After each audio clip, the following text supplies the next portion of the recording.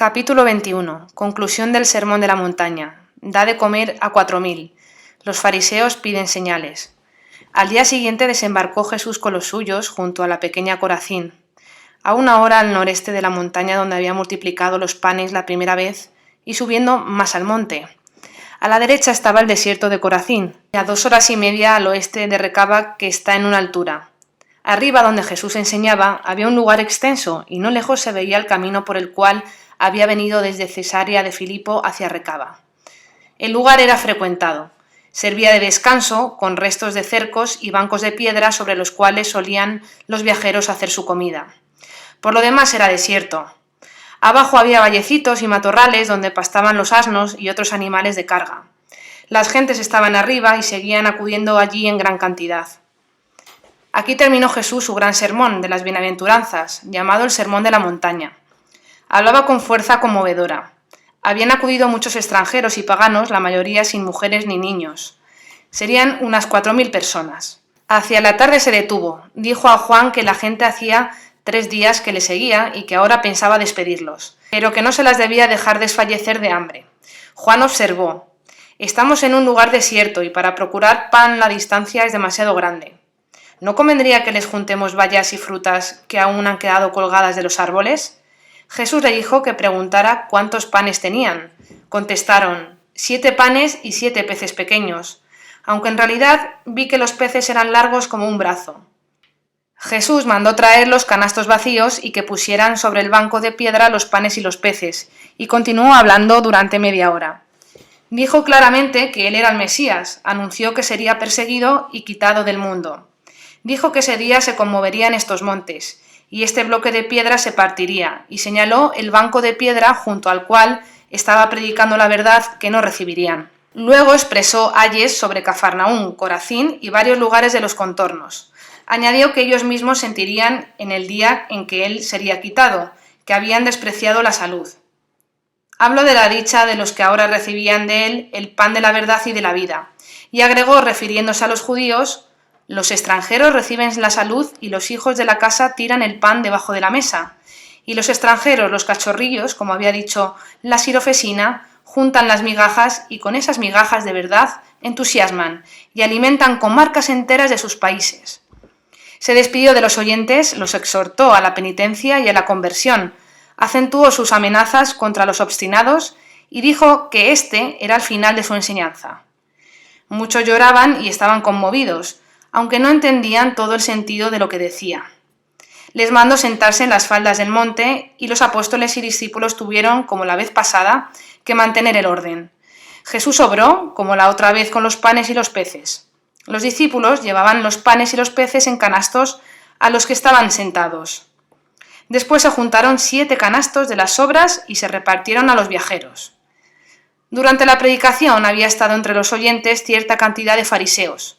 Algunos se habían alejado antes de terminar el sermón, los otros habían oído las amenazas y fueron testigos de la multiplicación de los panes. Antes que el pueblo se dispersara, habían bajado del monte para consultar con los otros cómo atacarían a Jesús cuando descendiera. Eran como 20. Con el pretexto de hacer visitas a diversas sinagogas, habían seguido a Jesús en pequeños grupos para espiar sus palabras y hechos. En Cesarea de Filipo, en Roba, en Recaba y en Corazín. Daban luego los informes personalmente o por medio de mensajeros a los fariseos de Cafarnaún y de Jerusalén. Jesús despachó al pueblo.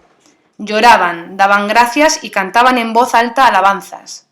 Con mucho trabajo pudo sustraerse del pueblo y dirigirse con sus discípulos al lago para embarcarse por la orilla sudeste a los confines de Magdala y Dalmanuta. Pero antes de que pudiera embarcarse en las cercanías de la oficina de Mateo, vinieron los fariseos hacia él, al pie del monte donde había tenido lugar la primera multiplicación de los panes, pretendiendo que hiciera algún prodigio celeste, ya que había hablado y amenazado con terremotos y señales de la naturaleza.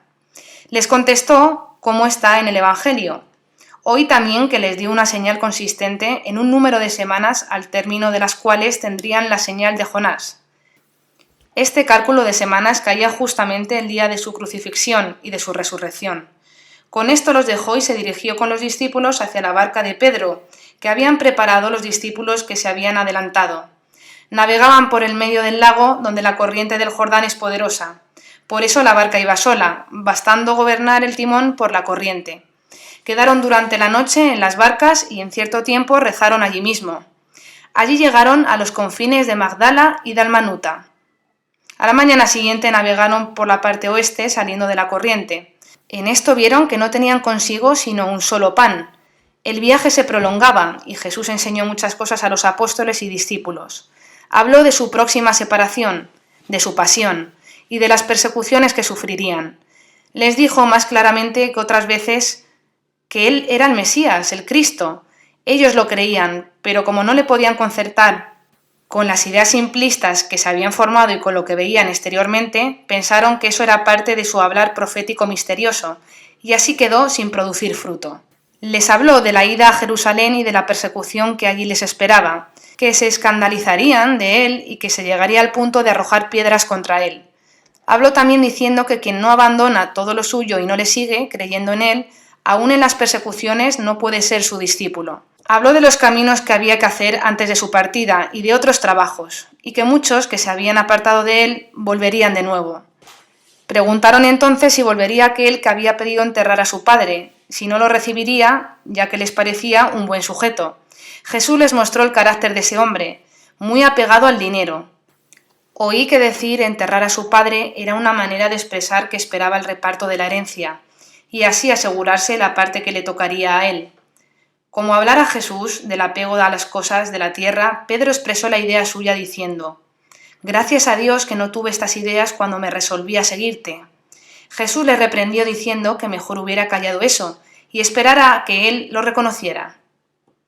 Como llegaran a Betsaida, entraron en la casa de Andrés para descansar.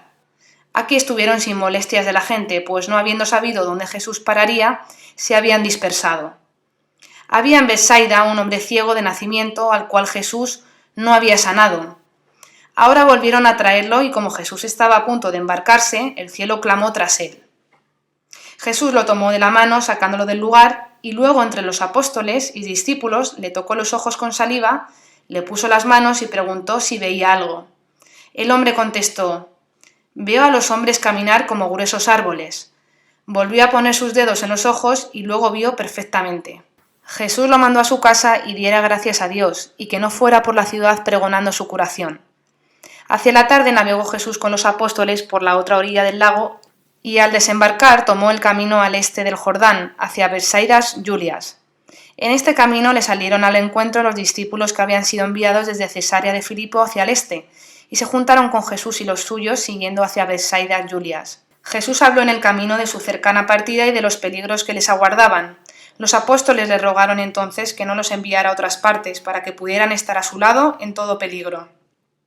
En Betsaida Julias había un albergue especial para ellos. Cuando se acercaron a la ciudad, habiéndose ya sabido la venida de Jesús, le salieron al encuentro y le ofrecieron el lavado de pies y una recepción.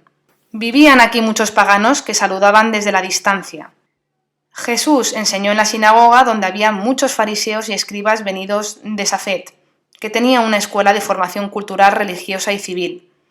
Todos estaban muy contentos de que Jesús hubiese venido aquí por primera vez, inesperadamente. Los sencillos se alegraron de corazón, y los escribas más por vanidad, pues pensaban, como sabios que eran, poder apreciar y juzgar la doctrina de aquel cuya fama corría por todas partes, en especial en Cafarnaún. Se mostraron muy corteses pero fríos y engreídos, como profesores, y quisieron disputar con él proponiéndole cuestiones de la ley y de los profetas, no precisamente con malicia, sino con esa vanidad de quienes quieren mostrar al pueblo la propia ciencia. Jesús llegó y comentó la lección del sábado, y habló del cuarto mandamiento: honrar padre y madre, para vivir largo tiempo sobre la tierra. Esto lo declaró con hondo sentir, diciendo que un torrente se ha de sacar si él mismo destruye la fuente de donde nace. Después hubo una comida muy solemne en la cual los niños de la escuela estaban en sus mesas. Jesús narró y comentó la parábola de los trabajadores de la viña. La ciudad de Julias es una población nueva, aún no terminada, muy hermosa, edificada al estilo de los paganos, con arcos y columnatas.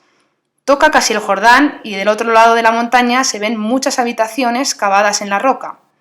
Cuando Jesús, después de haber enseñado de nuevo en la sinagoga, caminaba alrededor de la ciudad, le siguieron los habitantes preguntándole cuál era la verdadera enseñanza y qué debían hacer.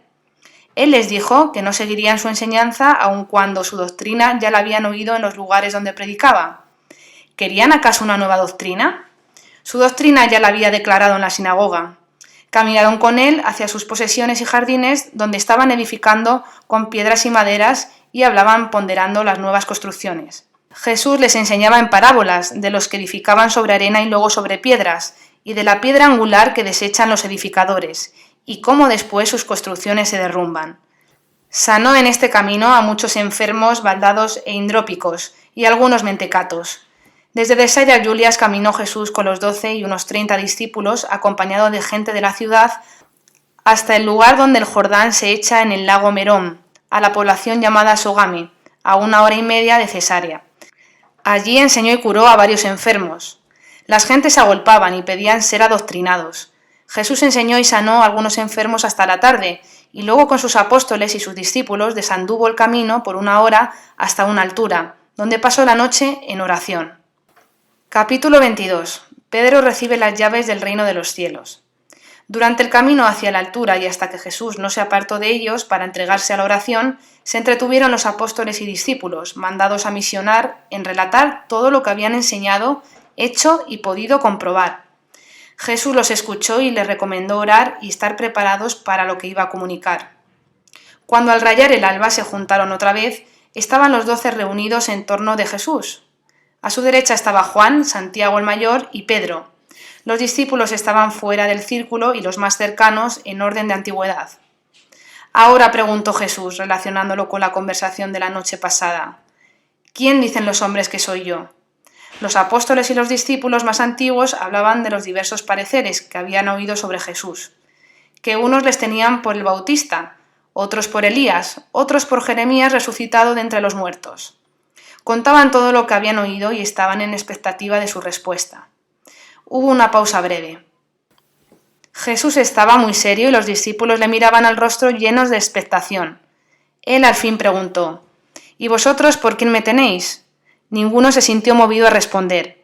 Solo Pedro, lleno de fuerza y de fuego, adelantó un paso en medio del círculo y levantando su mano, con ademán solemne, como lengua de todos, dijo con voz vibrante: «Tú eres el Cristo, el Hijo de Dios vivo». Jesús respondió con gran seriedad. Su voz era fuerte y animada. Estaba como en un ser solemne y profético, y su persona resplandecía como levantada del suelo. «Bienaventurado tú, Simón, hijo de Jonás, porque la carne y la sangre no te han revelado esto, sino mi Padre que está en los cielos. Y yo te digo a ti: tú eres piedra, y sobre esta piedra quiero edificar mi iglesia, y las puertas del infierno no prevalecerán contra ella. Y yo te daré las llaves del reino de los cielos. Lo que tú atares sobre la tierra será atado en el cielo, y lo que tú desatares sobre la tierra será desatado también en el cielo». Pedro recibió estas palabras proféticas de Jesús en toda su grandeza, y con el mismo espíritu con que había pronunciado la profesión de fe en la divinidad de Jesucristo. Estaba en este momento como transformado. Los demás apóstoles parecían asustados, miraban con cierto miedo a Jesús y a Pedro, al ver el ardor con que había dicho: «Tú eres Cristo, el Hijo de Dios». El mismo Juan se mostró tan extrañado de todo esto que Jesús después le hizo una reconvención caminando a solas con él por el camino. Esta escena con Pedro tuvo lugar al levantarse el sol. Fue una escena tanto más solemne y grave, puesto que Jesús antes les había dicho que orasen y él mismo se había retirado a la montaña para entregarse a la oración. Los otros apóstoles no entendieron todo el significado de estas palabras. Pedro había penetrado en el sentido íntimo de las mismas. Los otros seguían forjándose ilusiones terrenas y pensaban que Jesús daría a Pedro el sumo pontificado en el reino nuevo, que iba a inaugurar. Santiago dijo a Juan, yendo de camino, que en todo caso ellos tendrán los mismos puestos después de Pedro. Jesús les dijo después claramente que él era el Mesías prometido. Aplicó todos los pasos de los profetas a su persona y les dijo que ahora pensaba ir a Jerusalén para las fiestas. Luego torcieron el camino al sudoeste, hacia el puente del Jordán. Pedro, lleno aún de las palabras oídas respecto al poder de las llaves, se acercó a Jesús en el camino para pedir aclaraciones de cosas que no comprendía. Era tan amante y ardoroso en su obrar que pensó que su oficio comenzaba de inmediato, pues no pensaba ni sabía aún lo que tenía que padecer Jesucristo, ni la venida del Espíritu Santo sobre ellos. Preguntaba por eso si en este o aquel caso podría perdonar los pecados. Habló de la situación de los publicanos y de los adúlteros.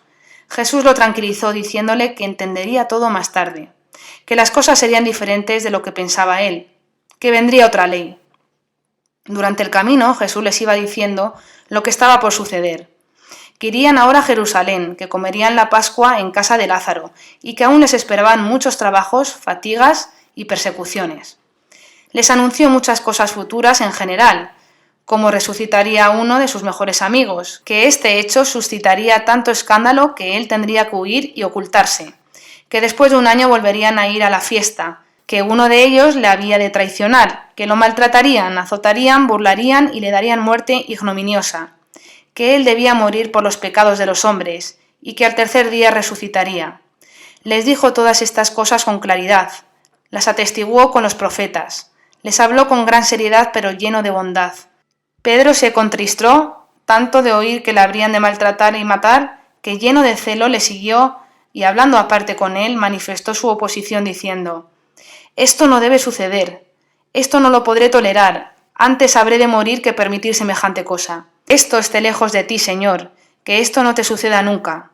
Se volvió Jesús seriamente y le dijo con viveza: «Aléjate de mí, Satanás, tú me eres ocasión de escándalo, no comprende las cosas que son de Dios, sino lo que es de las gentes».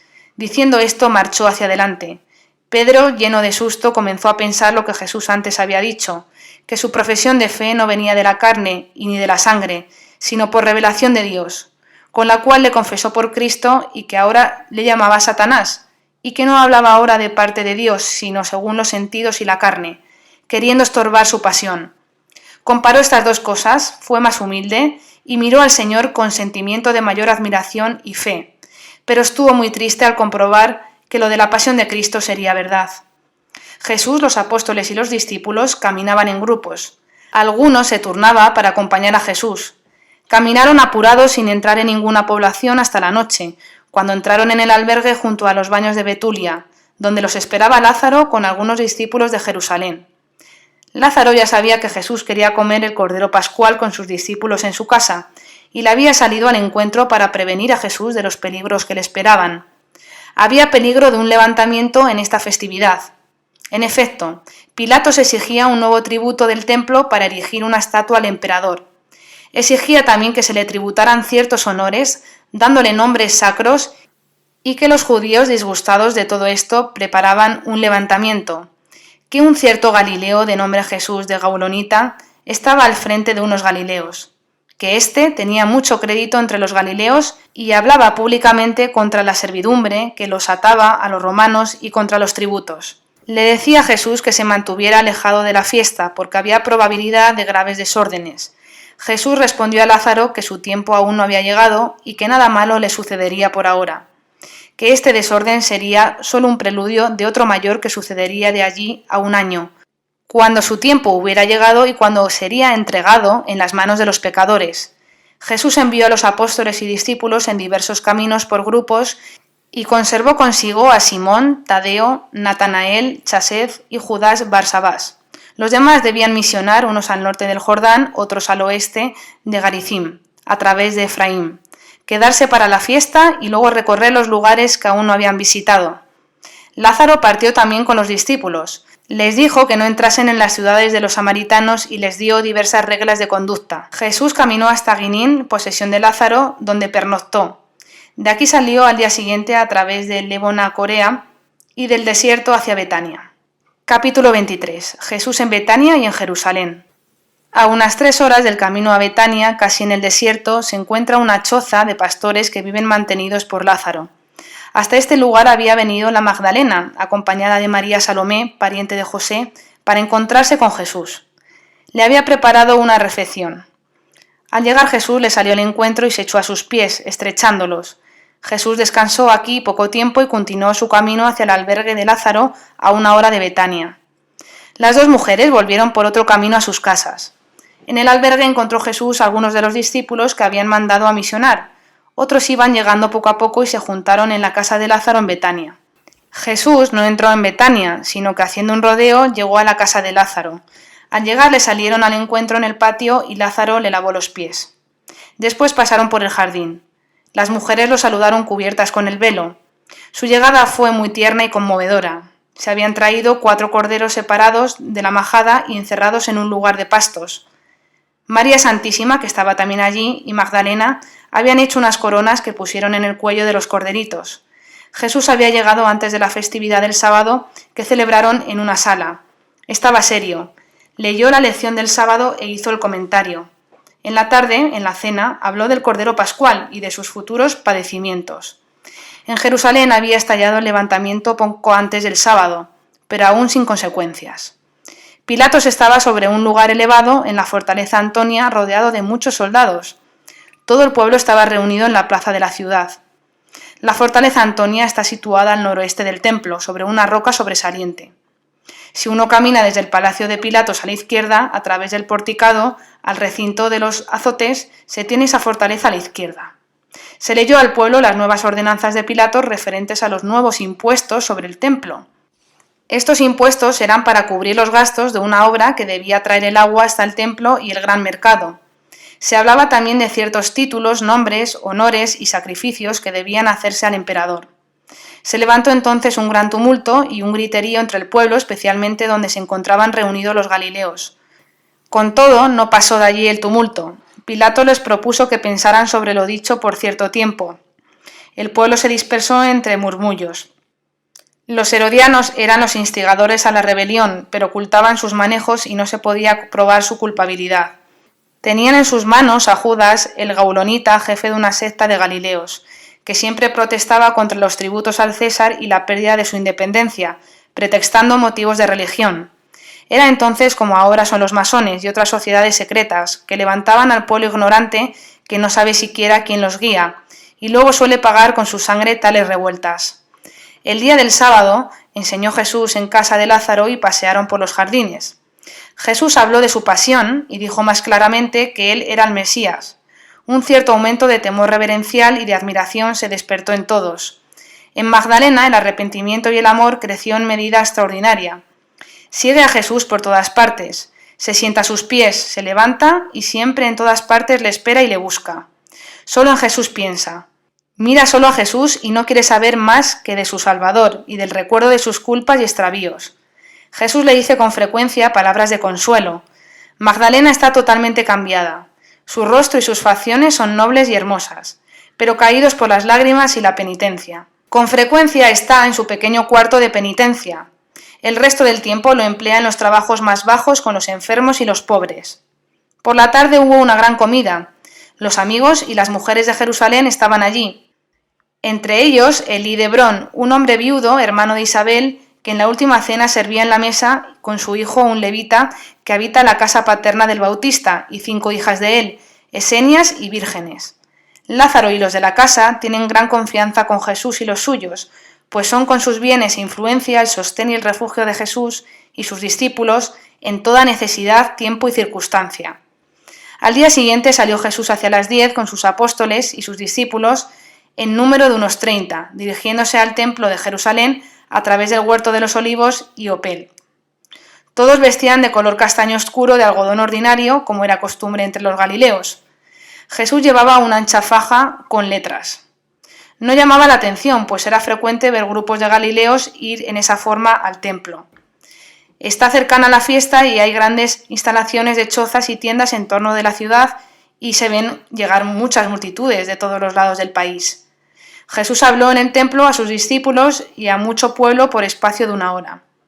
Había diversos sitiales instalados desde los cuales se solía enseñar. Todos estaban tan preocupados con las nuevas imposiciones de Pilatos y el arreglo de la cercana fiesta que ningún sacerdote o fariseo molestó a Jesús, por lo menos de los principales. Solo algunos de menor categoría se aproximaron a Jesús y con malicia le dijeron cómo se atrevía a acercarse al templo y cuánto tiempo aún seguiría, que pronto le echarían las manos y terminarían con su predicación. Jesús les dijo algunas cosas que los avergonzó y continuó enseñando. Luego volvió a Betania y por la noche al huerto de los olivos a rezar. En este día se verá otra gran multitud reunida en el mercado delante de la fortaleza Antonia para hablar con Pilatos. Pero éste ya sabía a qué venían, pues tenían espías y soldados suyos disfrazados entre la turba. Los herodianos habían azuzado a Judas, el gaulonita, y a los de su secta a una rebelión. Estos se presentaron muy atrevidos a decir a Pilatos que abandonase su idea de imponer tributos al templo.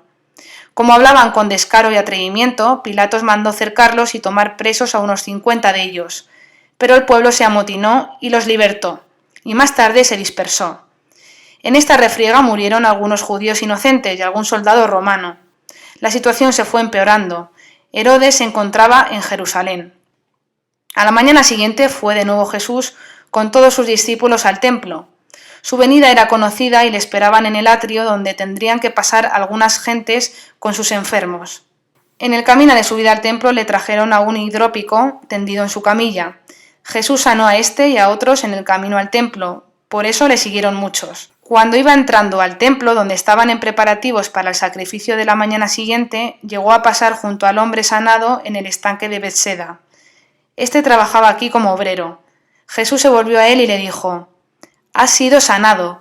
Cuida que no peques para que no te suceda algo peor». Le habían preguntado muchos quién lo había sanado en sábado. El hombre no conocía a Jesús y ahora lo veía. Entonces lo primero que hizo fue ir a los fariseos que venían en ese momento a decirles que había sido Jesús el que le había sanado, el mismo que ahora acababa de sanar a otros. Como esa curación había despertado mucha admiración y había sido motivo de enojo para los fariseos por haber sido hecha en sábado, encontraron un nuevo motivo de rencor contra Jesús y se reunieron muchos de ellos en torno del sitial donde hablaba y le objetaron la profanación del sábado. No pasó el tumulto a mayores consecuencias, aunque los fariseos se mostraron muy agresivos. Jesús enseñó en el templo sobre los sacrificios por espacio de 2 horas. Les dijo que su Padre Celestial no quería ya sacrificios de sangre, sino un corazón contrito. Habló del Cordero Pascual como figura del otro sacrificio, mucho más perfecto, que pronto tendría lugar. Llegaron entre tanto algunos de sus peores enemigos, que se burlaban y disputaban con él, preguntándole, entre otras cosas, si el profeta les quería hacer el honor de comer el Cordero Pascual en su compañía. Él les contestó: «El Hijo del Hombre es, él mismo, un sacrificio por vuestros pecados». Estaba aquel joven que había dicho a Jesús que le dejase enterrar primero a su padre y al cual Jesús le había respondido: «Deja que los muertos entierren a sus muertos». Este joven había contado estas palabras a los fariseos y ellos ahora preguntaban qué es lo que Jesús entendía. Decían: «¿Acaso un muerto puede enterrar a otros muertos?». Jesús les contestó: «Quien no sigue mi enseñanza no hace penitencia y no cree en mi venida. No tiene vida en sí mismo y es un muerto. Quien ama más sus bienes y sus posesiones que su salvación, ese no sigue mi enseñanza y no cree en mí. No tiene vida en sí y está muerto». Estos son los sentimientos de este joven, pues él quiso primero entenderse con su anciano padre reclamando herencia y pensión. De este modo está atado a muertas riquezas y no puede ser heredero de mi reino ni de la vida. Por este motivo le había dicho que dejase a los que son muertos para entenderse con los muertos y enterrarlos, y que él buscase la vida. Con esta ocasión Jesús continuó reprochándole su avaricia y apego a las riquezas. Cuando luego dijo a los suyos que se guardasen de la levadura de los fariseos, y les contó la parábola del rico Epulón y del pobre Lázaro, se levantó entre los fariseos un gran tumulto y Jesús tuvo que desaparecer entre las turbas y salir. De otro modo lo hubiesen tomado preso. Los 4 corderitos que debían ser comidos por 4 grupos de convidados en la casa de Lázaro, en Betania, que eran todos los días lavados y adornados con coronas nuevas, fueron esta tarde llevados a Jerusalén. Cada uno tenía una tarjeta con el nombre y señal del dueño de la casa en la corona, en torno del pescuezo. Eran de nuevo lavados y llevados a unos prados con cerco no lejos del templo. Todos los convidados de Lázaro hacían hoy sus purificaciones. El mismo Lázaro traía el agua que se necesitaba para preparar los panes dulces e iba con un sirviente a las habitaciones de sus convidados.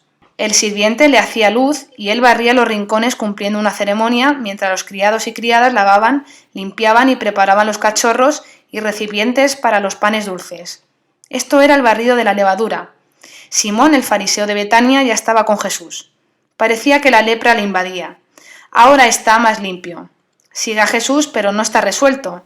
El hombre sanado en Betseda corrió también a Betania para verse con Jesús. Contaba en todas partes a los fariseos que el que le había sanado era Jesús. Los fariseos se reunieron y determinaron tomar preso a Jesús y terminar de una vez con él. He visto a Jesús con frecuencia caminar por el huerto de los olivos con los suyos, y a María con Magdalena y otras mujeres seguirles a cierta distancia. He visto a los apóstoles sacar algunos granos de trigo para comerlos, como también frutas y bayas de los árboles. Jesús les habló de la oración, que se guardasen de la vanidad e hipocresía en la oración, y repitió varias enseñanzas. Les dijo que debían estar siempre, sin interrupción, en la presencia de Dios, su Padre, y Padre de ellos en la oración. Capítulo 24. Cena pascual en casa de Lázaro. En esta fiesta no se inmoló el Cordero Pascual en el templo tan temprano como en la crucifixión de Jesús, cuando se comenzó a las 12:30, hora en que Jesús estaba clavado en la cruz. Entonces era el viernes y se empezaba antes por razón de entrar ya el sábado. Hoy empezó a eso de las 3 de la tarde. Se tocaron muchas trompetas, todos se dispusieron y la gente se dirigía en grupos al templo. La ligereza y el orden con que se producía era admirable. Todos estaban agrupados unos junto a otros y nadie se molestaba. Cada uno tenía su camino para ir y venir, para sacrificar y cumplir su deber. Los 4 corderos para la casa de Lázaro fueron sacrificados por los 4 que hacían como jefes de la casa: Lázaro, Elí de Lebrón, Judas de Barrabás y Geliaquín, hijo de María Elí y hermano de María Cleofás. Los corderos eran sujetos a un asador de leño, con otro atravesando como una cruz, colocados parados en el horno para asarlos.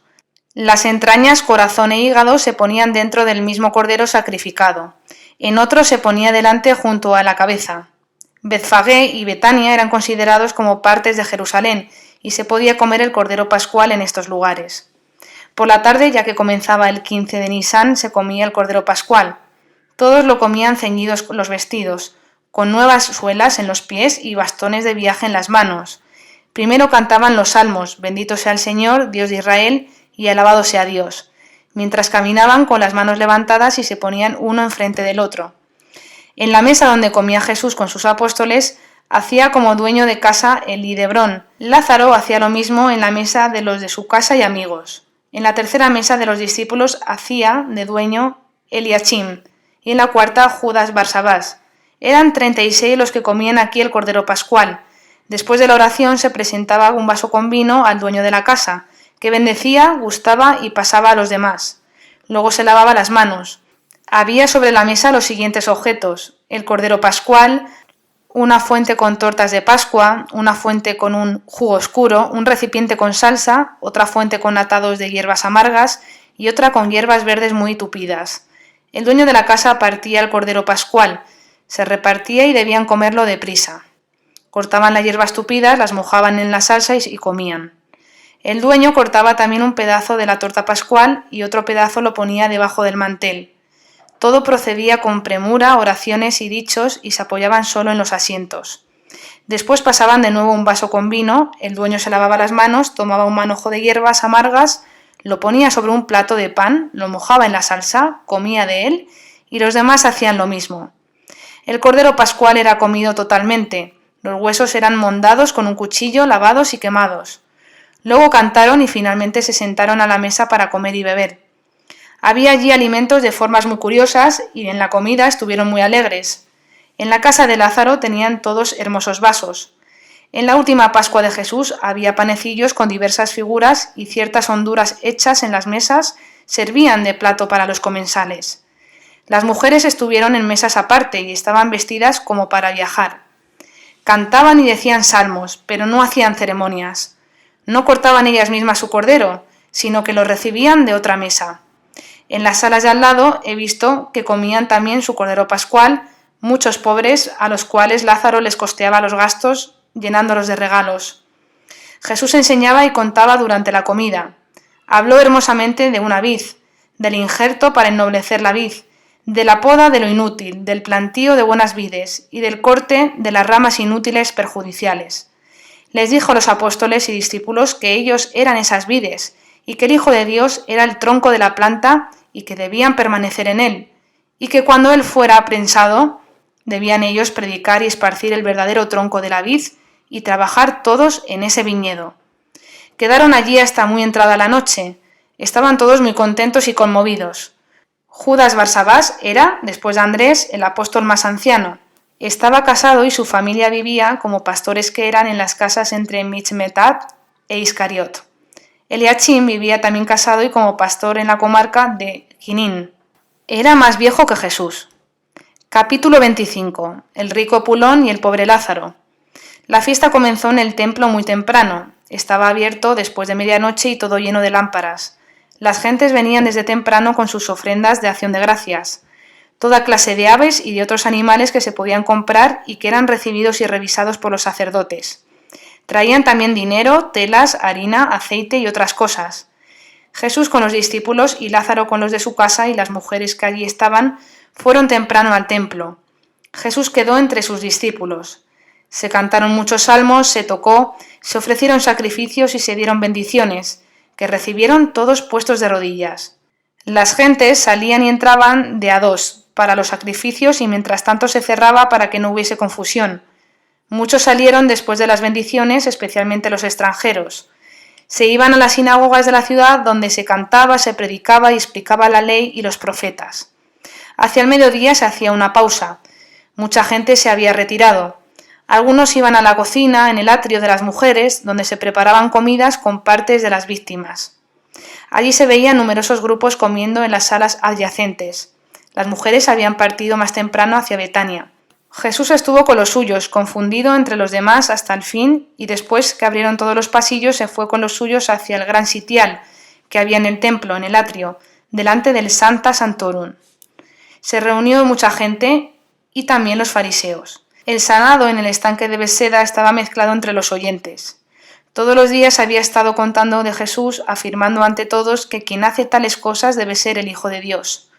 Los fariseos le habían ya prohibido hablar de este asunto, pero él continuaba. Jesús había hablado osadamente ayer en el templo y los fariseos temían que hoy lo reprendiera aún más delante del pueblo.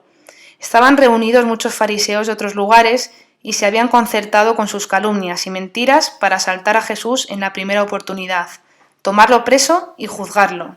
Como Jesús comenzara a hablar, empezaron los fariseos que le habían rodeado a interrumpirle con objeciones y reproches. Le preguntaron por qué no había él comido la Pascua con ellos en el templo y si había hoy cumplido con el sacrificio de acción de gracias. Jesús les respondió que los dueños de la casa ya habían cumplido con esa prescripción. Le reprocharon de nuevo que sus discípulos comían sin lavarse las manos antes, y que solían sacar granos de trigo y frutas de los árboles en el camino, y que nunca lo habían visto a él ofreciendo sacrificios en el templo. Decían que había 6 días para trabajar y que el sábado es día de descanso, y que él había curado al hombre en sábado, y era entonces profanador.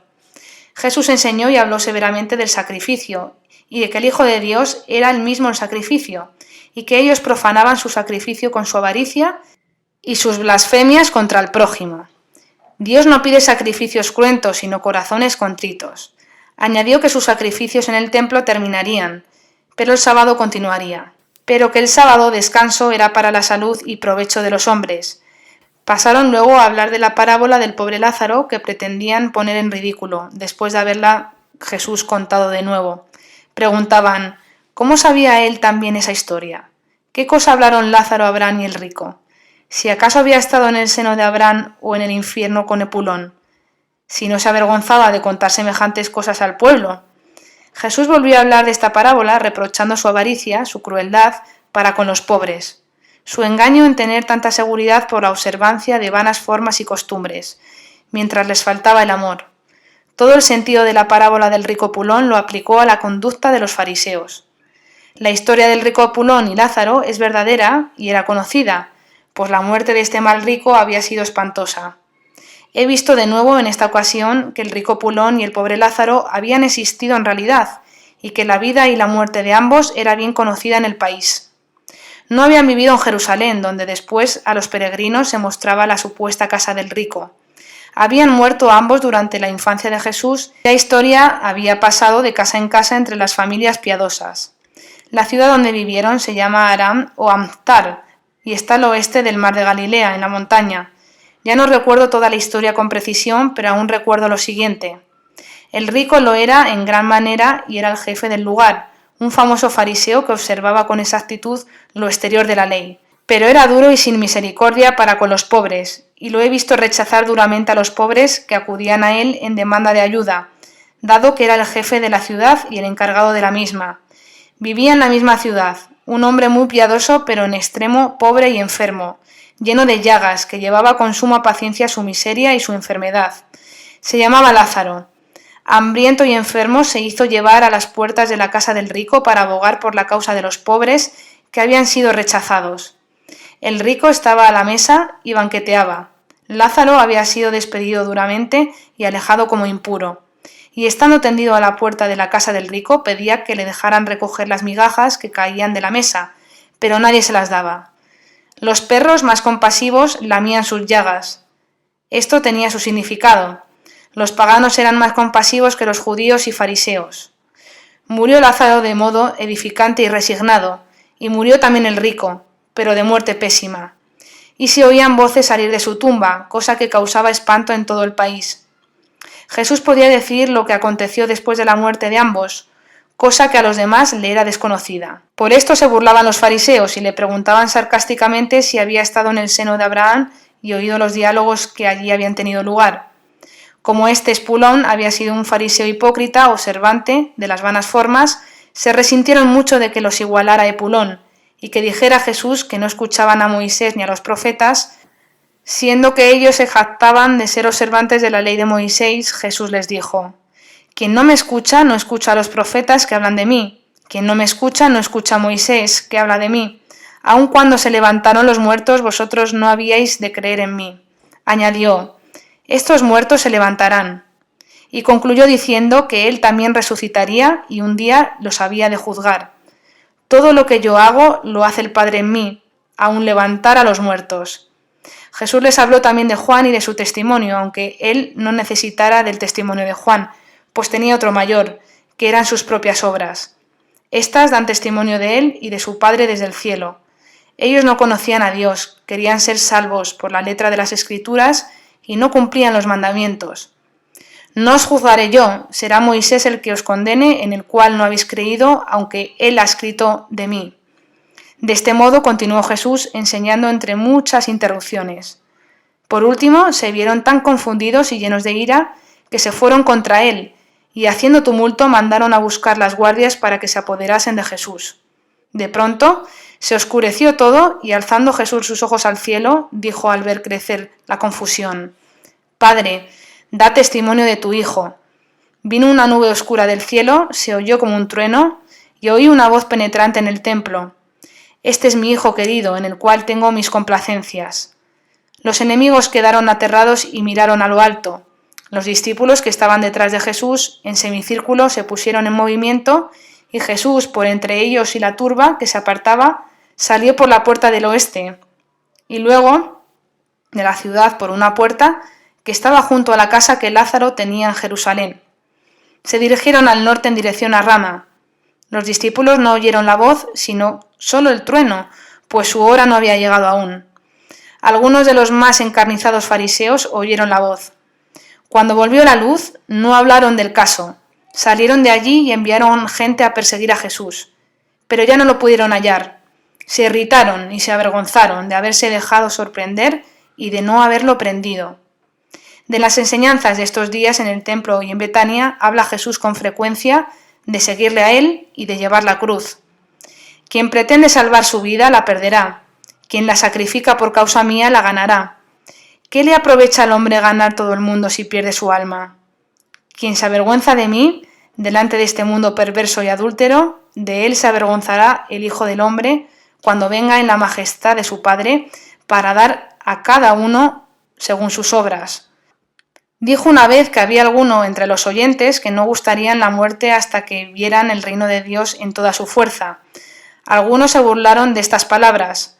Yo ahora no sé explicar el significado de esto y lo que Jesús quiso decir. Las palabras que yo oigo del Evangelio son siempre lo principal de lo que Jesús decía. Pero aquí se declara todo mucho más y así lo que en el Evangelio se lee en un par de minutos era tema de enseñanza de varias horas. A Esteban, el futuro diácono, lo veo ya relacionado con los discípulos. En esa fiesta en que Jesús sanó al hombre en el estanque de Betseda, conoció a Juan y lo vi frecuentar mucho en la casa de Lázaro. Es un joven esbelto, discípulo de los escribas de la ley. Había estado con varios discípulos de Jerusalén en Betania y oía allí las enseñanzas de Jesús. Capítulo 26. Jesús en Atarot y en Hadam Rimón.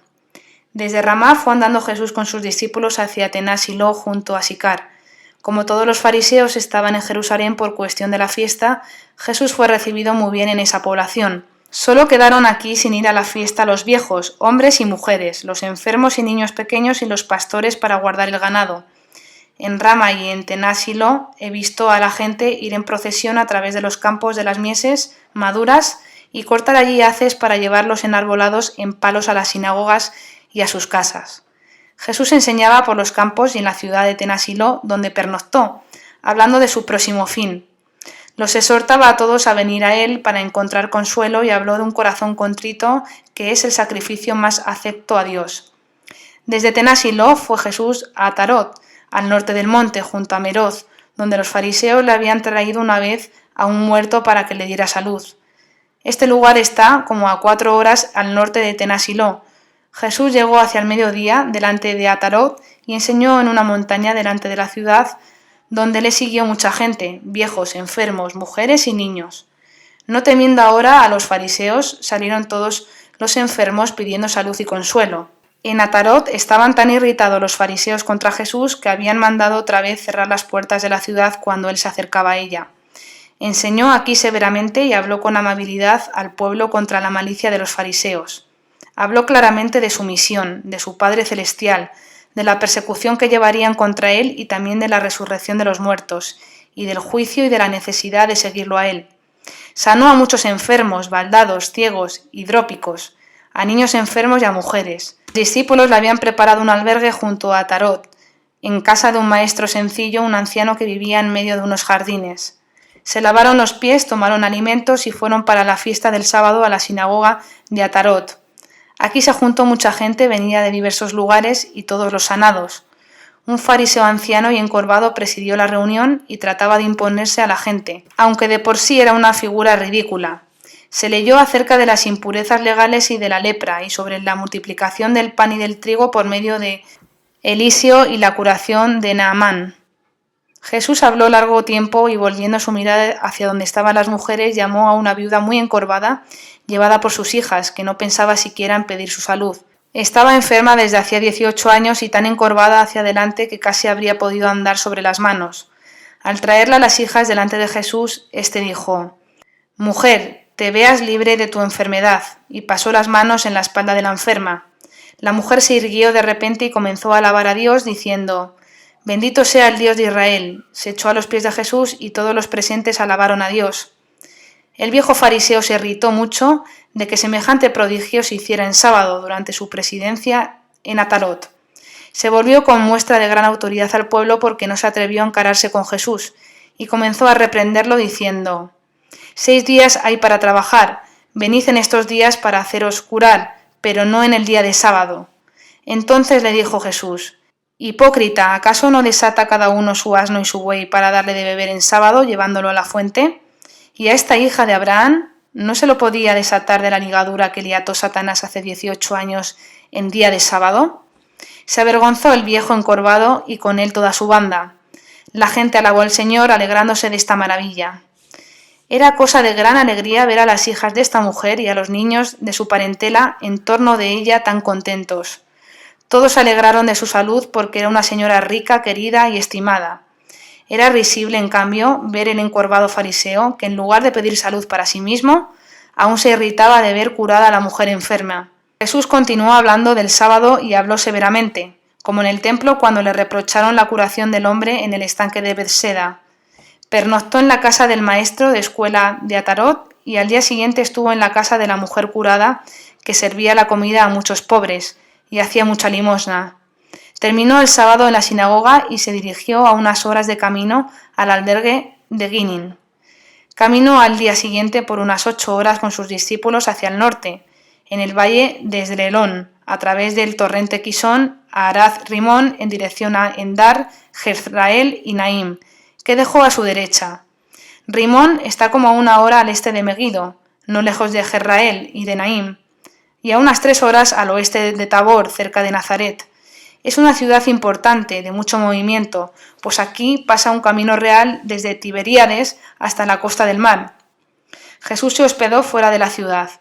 Enseñó en el camino a pastores pobres y a enfermos, habló de la caridad fraterna, recomendó el amor a los samaritanos y a todas las gentes y explicó la parábola del buen samaritano. En Adar Rimón enseñó especialmente de la resurrección de los muertos y del juicio. Sanó a enfermos. Llegó a una multitud que se había alejado de Jerusalén en su busca a la distancia de un día de camino. Los apóstoles y discípulos misionaban en los alrededores de la ciudad. Pilatos, un día después de la partida de Jesús de Jerusalén, había prohibido a los galileos revoltosos salir de la ciudad. Muchos de ellos fueron tomados como rehenes en garantía de los demás. Ahora les pidió Pilatos permiso de salir de la ciudad y soltó también a los rehenes, dejándolos que ofrecieran sus sacrificios. Pilatos hacía preparativos para su viaje a Cesarea. Los rehenes libertados estaban maravillados de su libertad y se apresuraron a ir al templo a hacer sus sacrificios, que antes no habían podido ofrecer por haberse hecho culpables. Era costumbre en ese día hacer regalos al templo. Muchos compraron animales y los llevaban para sacrificarlos. Otros vendían cosas que no les eran indispensables, y esas monedas las llevaban gustosos al templo. Los más ricos daban a los pobres. He visto 3 diferentes buzones donde ponían sus limosnas. Allí mismo se enseñaba y se rezaba. Otros estaban en la plaza ocupados con sus animales de sacrificio. Había mucha gente en el templo, aunque no rebosaba. He visto en diversos sitios grupos de judíos inclinados, cubiertas sus cabezas con mantos, o de pie, cubiertos con mantos de oración, y algunos postrados con el rostro a tierra. Judas, el gaulonita, estaba entre sus secuaces, junto a la alcancía. Estos galileos eran los que Pilatos había tomado presos y luego soltado. Parte de ellos eran hechura de los pérfidos herodianos y otros pobres engañados. Había muchos de Gaulón y de Tirza y de otros nidos herodianos. Cuando estos hubieron ofrecido su dinero y sus ofrendas y estaban en sus devociones, y nadie miraba ni se distraía, he visto de pronto deslizarse unos 10 hombres desde varios rincones, sacar unas espadas de un codo de largo de 3 filos que ocultaban bajo sus mantos y asaltar y herir a los que estaban descuidados. Se levantó un griterío espantoso y comenzaron los pobres galileos desarmados a huir en todas las direcciones.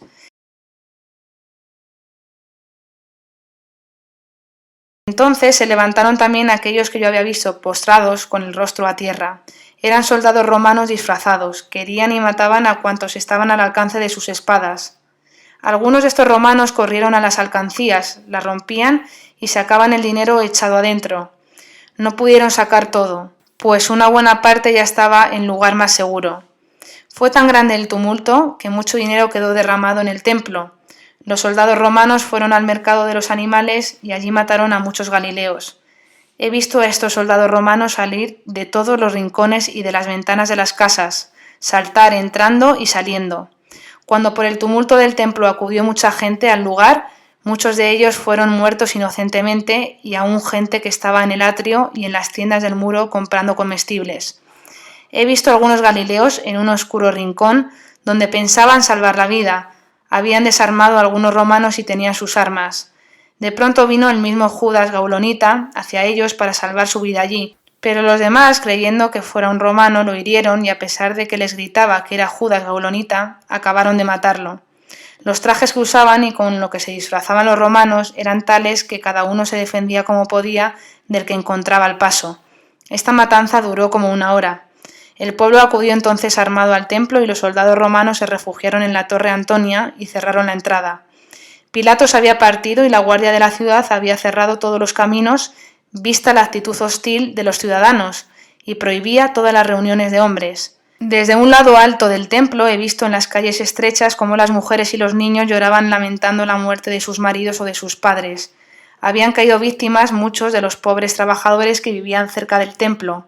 Había desorden y espanto en el templo y todos salieron fuera cuando se hizo un poco de luz. Los ancianos, los jefes y muchos hombres armados entraron en el templo. Todo el piso estaba lleno de cadáveres, de sangre y de monedas desparramadas. Algunos heridos graves se revolvían quejándose en el suelo. Vinieron entonces los parientes de estos asesinados y fue un llanto y un clamor general mezclado con temor y deseos de venganza. Los sacerdotes estaban consternados, pues el templo había sido completamente profanado y ellos no se atrevían a acercarse a los muertos para no contaminarse. Los festejos fueron suspendidos. He visto después cómo llevaban en agarillas o envueltos en sábanas a sus muertos, y he oído el clamor de los parientes. Los que no tenían parientes fueron sacados de allí por unos esclavos de baja clase. Todo lo que quedaba en el templo, animales comestibles, debía permanecer allí, porque estaba contaminado. Poco después salieron todos, menos los guardias y trabajadores.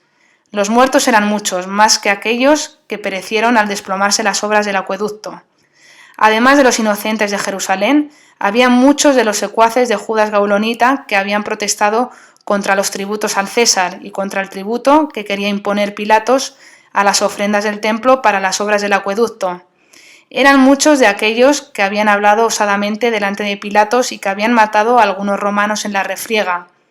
Pilatos tomó aquí una doble venganza, contra los galileos que protestaron y contra Herodes, que había sido la causa de la catástrofe y muerte de tanta gente en las obras del acueducto derrumbado.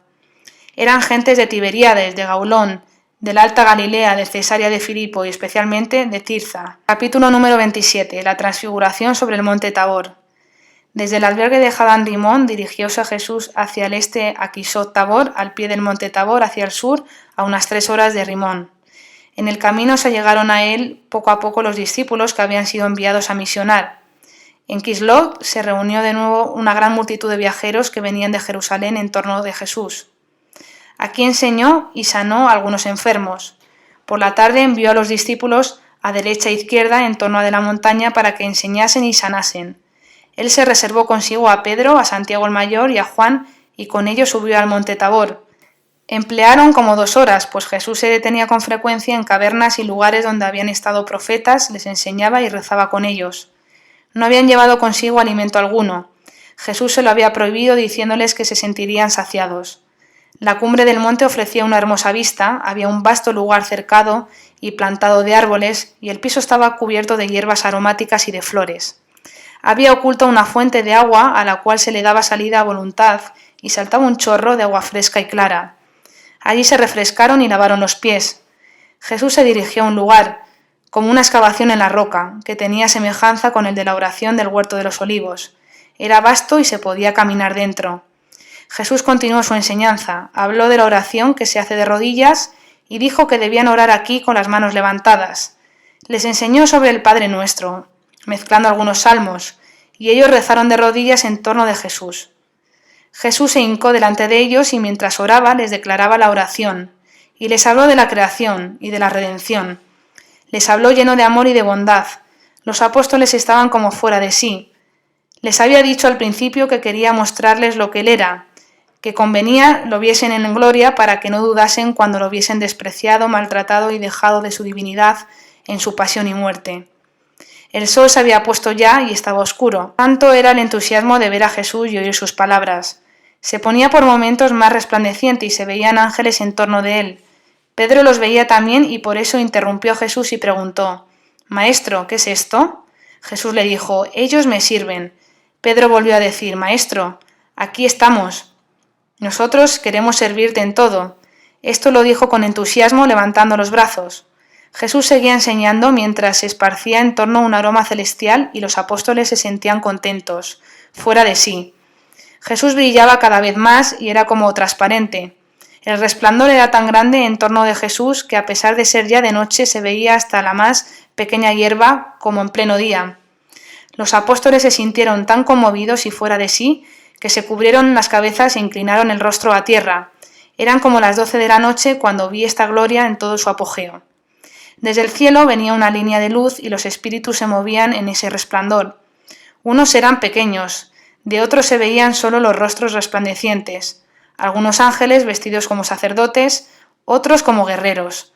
Todos estos espíritus tenían algo de característico y con su aparición recibían los apóstoles una especial ayuda, en fuerza, contento, iluminación y renuevo. Estos ángeles estaban en continuo movimiento. Los apóstoles estaban como en éxtasis, caídos sobre sus rostros. De pronto he visto entrar en la luz que rodeaba a Jesús a 3 seres resplandecientes. Llegaron en una forma natural, como quien viniendo de la oscuridad entra en un lugar de luz. 2 aparecieron más distintos y más corpóreos. Hablaban con Jesús y eran Elías y Moisés. La tercera aparición no habló. Era más espiritual y tenue, y era el profeta Malaquías. Yo oía cómo Moisés y Elías saludaban a Jesús y cómo él hablaba de la redención y de su pasión. Su encuentro era natural, como acostumbrado. Moisés y Elías no aparecieron ancianos y demacrados, como yo los había visto en la tierra, sino más jóvenes y más atrayentes. Moisés era más alto, más majestuoso y venerable que Elías, tenía sobre la frente como 2 cuernos, o excrescencias brillantes, y vestía una túnica larga. Era un hombre imponente como un preceptor, serio pero justo y sencillo. Dijo a Jesús cómo se alegraba de ver de nuevo a aquel que le había guiado a través del desierto con el pueblo sacado de Egipto, al que ahora iba a salvar y a redimir del pecado. Recordó muchas cosas de sus tiempos, que eran figuras de estos hechos de ahora, y habló del Cordero Pascual y del Cordero de Dios. Elías era diferente a Moisés, era más delicado, amable y manso, pero tanto Moisés como Elías eran muy diferentes en su aparición que Malaquías. En ambos se podía ver en sus rostros y semblante formas vívidas, formas de hombres, aunque glorificados. Malaquías aparecía muy diferente. Su rostro no recordaba algo mortal y corpóreo, sino todo espiritual, tal como ángel era. Era una aparición de aspecto más callado y más espiritual, el semblante de uno que cumple una misión angélica. Jesús habló con ellos de todos los dolores que había sufrido hasta entonces y de todos los que le aguardaban aún. Describió toda su vida mortal, punto por punto. Elías y Moisés expresaban a veces su compasión y admiración, consolaban al Señor y alababan a Dios de todos los beneficios de la redención. Hablaban de aquellas cosas que habían sido figuras de estos misterios y daban gracias a Dios de que se hubiese compadecido de su pueblo desde la eternidad. Malaquías estaba presente a todo, pero no habló. Los apóstoles levantaron entonces sus cabezas y miraron mucho tiempo a Moisés, a Elías y a Malaquías. Cuando Jesús habló de su pasión y de su muerte en la cruz, extendió sus brazos en cruz y dijo: «Así será levantado el Hijo de Dios». Su rostro estaba vuelto al sur y lleno de luz, mientras su vestido era blanco como la nieve. Jesús, los profetas y aún los apóstoles estaban levantados del suelo. Mientras tanto desaparecieron Moisés y Elías hacia el este y Malaquías hacia el oeste, y se perdieron en la oscuridad. Fue entonces cuando Pedro, fuera de sí, dijo: «Maestro, es bueno para nosotros estarnos aquí. Queremos edificar 3 viviendas, una para ti, otra para Moisés y otra para Elías». Pensaba él que no necesitaban más otro cielo. Era tan dulce estar allí y eran tan felices. Entendía una de las viviendas donde honrar y venerar a estos santos que vivieran con ellos. Todo esto lo dijo como fuera de sí, de contento, por el éxtasis, y no sabía lo que decía. Cuando volvieron en sí, vino una nube blanca y tenue sobre ellos, como de la neblina que cae por la mañana, y sobre Jesús he visto el cielo abierto y la figura de la Santísima Trinidad. Dios Padre sobre su trono, como un anciano pontífice, y a sus pies, coros de ángeles y muchas apariciones. Una onda de luz se posó sobre Jesús, y como un susurro suave y penetrante llegó la voz del cielo: «Este es mi Hijo amado, en quien me he complacido. Escuchadle». Esto llenó a los apóstoles de miedo y reverencia. Echaron sus rostros a tierra y volvieron a sentirse hombres flacos y débiles, que habían contemplado la grandeza de Dios. Estaban ahora con temor delante de Jesús, sobre el cual habían oído resonar la voz de Dios Padre. Jesús se acercó a ellos, los tocó y les dijo: «Levantaos y no temáis». Se levantaron del suelo y vieron a Jesús solo. Eran como las 3 de la mañana. La aurora ya aparecía y pesada neblina se depositaba sobre los campos, al pie de la montaña. Los apóstoles estaban aún temerosos y serios. Jesús les dijo cómo les había hecho ver la transfiguración del Hijo del Hombre para fortalecer su fe, para que no desmayasen cuando lo vieran maltratado por los pecados del mundo, en manos de los impíos, para que no se escandalizasen cuando vieran sus humillaciones en la pasión y pudieran fortalecer también a los demás apóstoles. Recordó de nuevo la profesión de fe de Pedro, que la había reconocido antes que los demás como Dios, y habló de la piedra sobre la cual quería fundar su iglesia. Rezaron aún algún tiempo y con el clarear del día comenzaron a bajar la montaña por el noreste. Mientras bajaban les mandó que no dijeran a nadie lo que habían visto hasta que el Hijo del Hombre haya resucitado de entre los muertos. Se recordaron del aviso y se mostraron desde entonces más reverentes y pensaban en la voz que habían oído. A este escuchad. Sentían pesar y miedo de las anteriores dudas y faltas de fe. Cuando luego se fueron acostumbrando con el claror y volvieron a las cosas de cada día, se iban comunicando sus pensamientos y preguntaban lo que significaría hasta que el Hijo del Hombre resucitase de entre los muertos. No se atrevían por el momento a preguntar sobre esa duda a Jesucristo. No habían llegado aún al pie del monte cuando vieron que venían gentes con enfermos, a los cuales Jesús consoló y sanó de sus dolencias.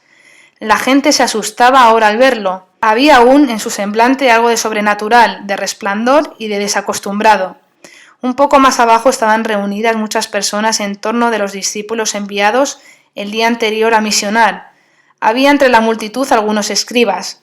Esta gente venía de la fiesta en viaje a sus casas y de paso se juntaron en torno de los apóstoles, y con ellos se habían dirigido hasta aquí esperando a Jesús. Jesús los encontró en una disputa con sus discípulos. Cuando vieron acercarse a Jesús, corrieron algunos a su encuentro y lo saludaron, pero se espantaron al ver su rostro, pues quedaba todavía algún rastro de la divinidad en su semblante. Los otros apóstoles también notaron en la seriedad y temor de los 3 testigos de que algo maravilloso había tenido lugar en el monte. Como preguntara a Jesús por qué estaban discutiendo, se adelantó un hombre de Amtar, población de las montañas de Galilea. Se echó a los pies de Jesús y le rogó que quisiera ayudar a su único hijo, que era lunático y poseído de un demonio, que lo maltrataba arrojándolo a veces en el fuego o en el agua y lo maltrataba de tal manera que le hacía clamar por el dolor. Decía que se lo había presentado en Amtar a sus apóstoles, pero que no lo habían podido librar del demonio y que, sobre todo, estaban ahora disputando con ellos y los escribas. Dijo Jesús entonces: «Oh generación infiel y perversa, ¿cuánto tiempo estaré todavía con vosotros y por cuánto tiempo os tendré que aguantar aún?» Mandó luego al hombre que le trajese al niño. El hombre trajo a su hijo, al cual había conducido hasta allí sobre sus hombros como una oveja. Ahora lo traía de la mano. Al ver a Jesús comenzó a debatirse furiosamente y el demonio lo echó al suelo. Se retorcía y se agitaba mientras la baba le caía de la boca. Jesús lo mandó a quitarse y se quedó tranquilo. Preguntó al padre desde cuándo tenía ese mal y el padre dijo que desde la niñez. «Si tú puedes algo, ayúdanos, ten compasión de nosotros». Jesús contestó: «Si tú puedes creer, a quien tiene fe todo le es posible». El padre exclamó, sollozando: «Señor, yo te creo, pero ayuda a mi incredulidad». A esta exclamación fuerte del padre se acercaron los del pueblo que se habían mantenido apartados. Jesús levantó su mano en son de conminación hacia el niño y dijo: «Espíritu mudo e inmundo, yo te mando, sal de este niño y no vuelvas jamás a él». Clamó fuertemente el espíritu en el niño, lo maltrató y salió de él. El niño quedó tendido como muerto, pálido y sin movimiento. Muchos de los presentes dijeron al ver que no volvía en sí y no lograban hacerlo reaccionar: «Está muerto y bien muerto». Jesús lo tomó de la mano, lo levantó sano y bueno y se lo entregó al padre después de unas palabras de amonestación. El padre agradeció con lágrimas y con alabanzas y todos los presentes alabaron al Señor. Todo esto sucedió como a unos 3/4 de hora de un pequeño lugar al pie del Tabor, donde el año anterior había sanado Jesús de la lepra al dueño del lugar, cuando el niño siervo de aquel se presentó a Jesús rogando por su Señor. Jesús anduvo luego con sus discípulos por delante de Caná, a través del valle de los Baños de Betulia, hasta llegar al pueblo de Dotaín, a 3 horas de Cafarnaún. Andaba casi siempre por caminos no principales para evitar el concurso de gentes que venían en grandes cantidades de las fiestas de Jerusalén. Marchaban en grupos, y Jesús a veces estaba solo y a veces se juntaba con uno de los grupos. En este camino se le juntaron los apóstoles que habían sido testigos de su transfiguración y le preguntaron la explicación de esas palabras: «Hasta que el Hijo del Hombre resucite de entre los muertos». Sobre esto habían estado disputando y pensando a solas. Sobre esto decían: «Los escribas enseñan que antes de la resurrección debe venir Elías». Respondió Jesús: «Elías ha de venir y ha de restaurar todas las cosas, pero yo os digo que Elías ha venido ya». Pero ellos no lo conocieron, al contrario, hicieron con él lo que quisieron, según está escrito de él. De la misma manera sufrirá de ellos el Hijo del Hombre. Habló otras cosas más y ellos entendieron que se refería a Juan Bautista. Cuando estuvieron reunidos todos los discípulos en el albergue junto a Dotaín, preguntaron por qué no habían podido ellos echar al demonio mudo del niño. Jesús les dijo: por causa de vuestra incredulidad. Si tuvierais fe como un grano de mostaza, diríais a ese monte: pásate de allí, y él se movería, y nada os sería imposible. Esta clase de demonios solo se echa con oración y ayuno. Les enseñó cómo debían quebrar la resistencia del demonio, cómo la fe debe animar esta acción, cómo esta fe se fortifica con el ayuno y la oración, en cuanto que se le quita dentro de sí la fuerza al enemigo que se quiere echar del cuerpo de los demás. Capítulo 28. Jesús en Cafarnaúm y en los alrededores. Jesús partió desde Dotaín por el camino directo a Cafarnaúm, donde fueron recibidos con fiestas los que venían del viaje a Jerusalén. Jesús y sus apóstoles fueron invitados a una comida, donde se encontraban algunos fariseos. Cuando se disponían a sentarse en la mesa, llegó el discípulo Manahem de Corea y, llegándose a Jesús, le presentó a un joven instruido de Jericó, que pedía ser admitido como discípulo, aunque había sido rechazado ya una vez. Esta vez se había dirigido al discípulo Manahem y a quien conocía. Este joven poseía muchos bienes en Samaria y Jesús le había dicho que se desprendiese de ellos. Ahora venía de nuevo, había ordenado todo y repartido entre sus parientes, pero resérvase una parte para sí porque se mostraba muy preocupado por su subsistencia. Por esta razón no lo recibió Jesús entre los suyos y se alejó malhumorado. Los fariseos se irritaron contra Jesús, pues estimaba al joven. Dijeron a Jesús que hablaba siempre de caridad y no tenía caridad, que reprochaba a los fariseos que imponían cargas pesadas y que él las imponía más pesadas. Añadieron que este joven era instruido y que él se rodeaba solo de pobres ignorantes, que no permitía lo necesario y lícito y en cambio permitía lo prohibido. Le reprocharon de nuevo la profanación del sábado, al recoger las espigas de trigo, el no lavarse las manos, etc.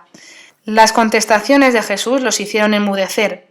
Mientras estaba Jesús en la casa de Pedro, algunos venidos de Cafarnaúm discutían sobre el pago que debía hacer Jesús de los dracmas como tributo. Pedro dijo que sí, que pagaría a su maestro, y al entrar en la casa Jesús dijo: ¿Qué necesitas tú, Pedro? ¿De quién exigen los reyes tributos en la tierra, de sus hijos o de los extranjeros? Pedro respondió: de los extranjeros. Jesús dijo: los hijos entonces están libres, pero para que no se escandalicen, vete al lago, echa el anzuelo y al primer pez que pique sácale una moneda, con la cual pagarás por mí y por ti. Pedro, lleno de fe sencilla, echó el anzuelo y pescó un pez. Le abrió la boca y encontró adentro una moneda redonda, alargada y amarilla, y con ella pagó por sí y por Jesús. El pescado era tan grande que pudieron comer de él todos en la comida del mediodía. Luego preguntó Jesús de qué habían hablado los apóstoles en el camino desde Dotaín a Cafarnaúm. Callaron porque habían tratado de quién de ellos sería el mayor en el reino de Dios. Jesús, que conocía sus pensamientos, les dijo: quien quiera ser el primero, sea el último y el siervo de todos. Después de la comida se retiró con los 12 y los discípulos a Cafarnaúm, donde había una fiesta para los recién llegados de Jerusalén, acabadas las fiestas. Las calles y las casas estaban adornadas con festones de ramas y flores. Niños, ancianos, mujeres y los escolares venían al encuentro de los viajeros, los cuales se habían reunido como en procesión, caminando por las calles, visitando las casas de los amigos y de los principales del pueblo. Los fariseos y muchos otros andaban allí muy contentos con Jesús y los discípulos. Después se separaron. Jesús visitó muchas casas de gente pobre y de amigos. Le traían a los niños, a los cuales bendecía y obsequiaba. En el mercado y plaza, de una parte estaba la sinagoga vieja y de la otra la nueva, edificada por Cornelio, con galerías y pórticos. Aquí saludaron a Jesús los niños de las escuelas y muchas madres vinieron con sus criaturas. Jesús permaneció enseñando todo el día. Bendijo a los niños, los exhortó y les repartió a todos, pobres y ricos, vestiditos iguales que habían confeccionado las santas mujeres de la comunidad y que habían traído desde Jerusalén. Recibieron también frutas, pizarras para escribir y otros regalos. Los discípulos volvieron a la cuestión de quién sería mayor en el reino de los cielos. Entonces Jesús llamó a una mujer distinguida, esposa de un comerciante, que estaba a cierta distancia con su hijo de 4 años. La mujer se cubrió con el velo y se adelantó con su niño. Tomó Jesús al niño y la madre se retiró a un lado. Jesús abrazó al niño, lo puso delante de los discípulos en medio de muchos otros niños que estaban allí y le dijo: quien no se hiciere como un niño no entrará en el reino de los cielos. Quien recibe a un niño en mi nombre me recibe a mí, y también a aquel que me lo envió. Quien se humillare como este niño, éste será el mayor en el reino de los cielos. Juan habló en esta ocasión ya que hablaba de recibir en su nombre, diciendo a Jesús que habían prohibido a uno, que no era de los discípulos, el echar los demonios. Jesús los reprendió por ello y habló aún largamente. Luego bendijo al niño, que era muy amable, y le dio frutas y un vestidito. Hizo señas a la madre y le entregó su criatura, mientras le decía palabras proféticas sobre el niño y su futuro, cosas que solo se entendieron después. Más tarde fue discípulo de los apóstoles, y es Ignacio obispo y mártir. Mientras ocurría esto, había allí una mujer entre el pueblo cubierta con un velo. Estaba fuera de sí por el contento y la emoción, y decía muchas veces, a media voz, con sus manos juntas, de modo que la oían las demás mujeres: «Bendito el seno que te llevó, y bendito los pechos que te criaron, y felices más aún los que oyen las palabras de Dios y las observan». Decía esto con tono de profunda devoción, con movimiento de las manos en cada pausa que hacía Jesús, llena de emoción, de amor y de ternura. Tomaba parte así, en modo sencillo de niña, en los dolores y vida de Jesús. Esta mujer era Lea, esposa de un fariseo, muy contrario a Jesús, de Cesarea de Filipo. Era hermana del marido difunto de Noé, la mujer sanada del flujo de sangre de Cesarea de Filipo. Esas palabras: «Feliz en el seno que te llevó», ya la había proclamado aquí y Jesús le había respondido: «Más dichosos aún los que oyen la palabra de Dios y la guardan». Desde entonces decía estas palabras con la añadidura de Jesús y las repetía de continuo, como una oración llena de afecto y de ternura hacia Jesús. Se juntó más tarde a las santas mujeres y dio mucha limosna para la comunidad de Jesús. Jesús enseñó en la plaza hasta que llegó el sábado y se dirigió a la sinagoga. La lección versó sobre la purificación de los leprosos y sobre la carestía y hambre de Samaria, según lo predicho por Eliseo. Jesús, los apóstoles y algunos discípulos se dirigieron a Betsaida, a donde habían llegado otros muchos discípulos. Algunos de retorno de sus misiones, otros de los pueblos en donde habían estado. Unos venían de la Decápolis y Gergesa, atravesando el lago, y estaban bastante maltratados y necesitados de cuidados. Fueron recibidos con afecto en la orilla, se abrazaron y les prodigaron toda clase de cuidados. Fueron llevados a la casa de Andrés. Se les lavó los pies, se les preparó un baño y se les dio otros vestidos, y además se les preparó comida. Como Jesús se mostrase lleno de solicitud, sirviendo, dijo Pedro: «Señor, ¿por qué quieres tú servir? Deja esto a nosotros». Jesús le dijo que había sido enviado para servir. Lo que se hacía a estos es como si se hiciera al Padre Celestial. Habló de nuevo sobre la humildad. Quien se hace el menor de todos y servidor de todos, ese será el mayor. Quien sirve no por amor y hace estas cosas en favor del prójimo, no por ayudar al hermano, sino con intención de ser el primero, ese hipócrita y servidor, interesado y renuncia al galardón de Dios. Ese se sirve a sí mismo en el prójimo. Había allí una vez 70 discípulos juntos. Hay todavía algún misionado en torno de Jerusalén. Jesús tuvo en esa ocasión la oportunidad de hacer una tierna y misteriosa aclaración a sus discípulos, en la cual les dijo claramente que él no había nacido de hombre, sino por obra del Espíritu Santo. Habló con gran veneración de su Santa Madre María, la llamó la más pura, santa y elegida criatura, Virgen predestinada por la cual habían suspirado a través de los siglos los corazones de todos los fieles con las lenguas de los profetas. Les recordó el testimonio de su Padre Celestial en las orillas del Jordán. No habló de la transfiguración, habló de la felicidad del tiempo en que vivían, por tenerlo a él, presente, que había venido para reconciliar al hombre con su Dios. Habló con palabras llenas del misterio de la caída del hombre, de su apartamiento de su Padre Celestial, del poder del espíritu del mal y de Satanás sobre ellos, y cómo por la venida de él, el Mesías nacido de la suspirada Virgen María, se había restablecido de nuevo el reino de Dios entre los hombres, y cómo por él y en él podían todos ser recibidos de nuevo entre los hijos de Dios. Por él se restablecía el puente de unión entre Dios y el hombre. Por eso, el que quisiera ir a Dios debe pasar por él y con él, dejando lo terreno y lo pasajero del mundo.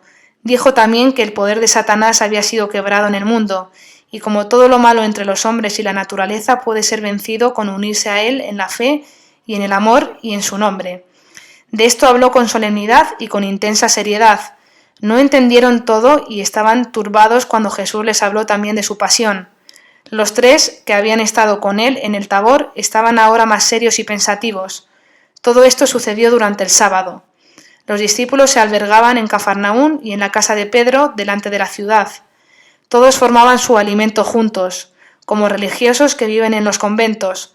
Al día siguiente, después del sábado, se dirigió Jesús con los suyos al norte de Cafarnaún, hacia la montaña de la Despedida, a unas 2 horas de distancia donde estaban los hombres segando las mieses, y andando entre ellos a veces enseñaba a los discípulos y a los apóstoles. He visto al trigal más alto que la estatura del hombre.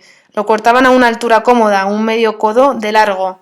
Los granos eran mucho más gruesos y grandes que entre nosotros, y para que los tallos no se inclinasen al suelo suelen rodear los campos de trigo con vallados de palos y estacas.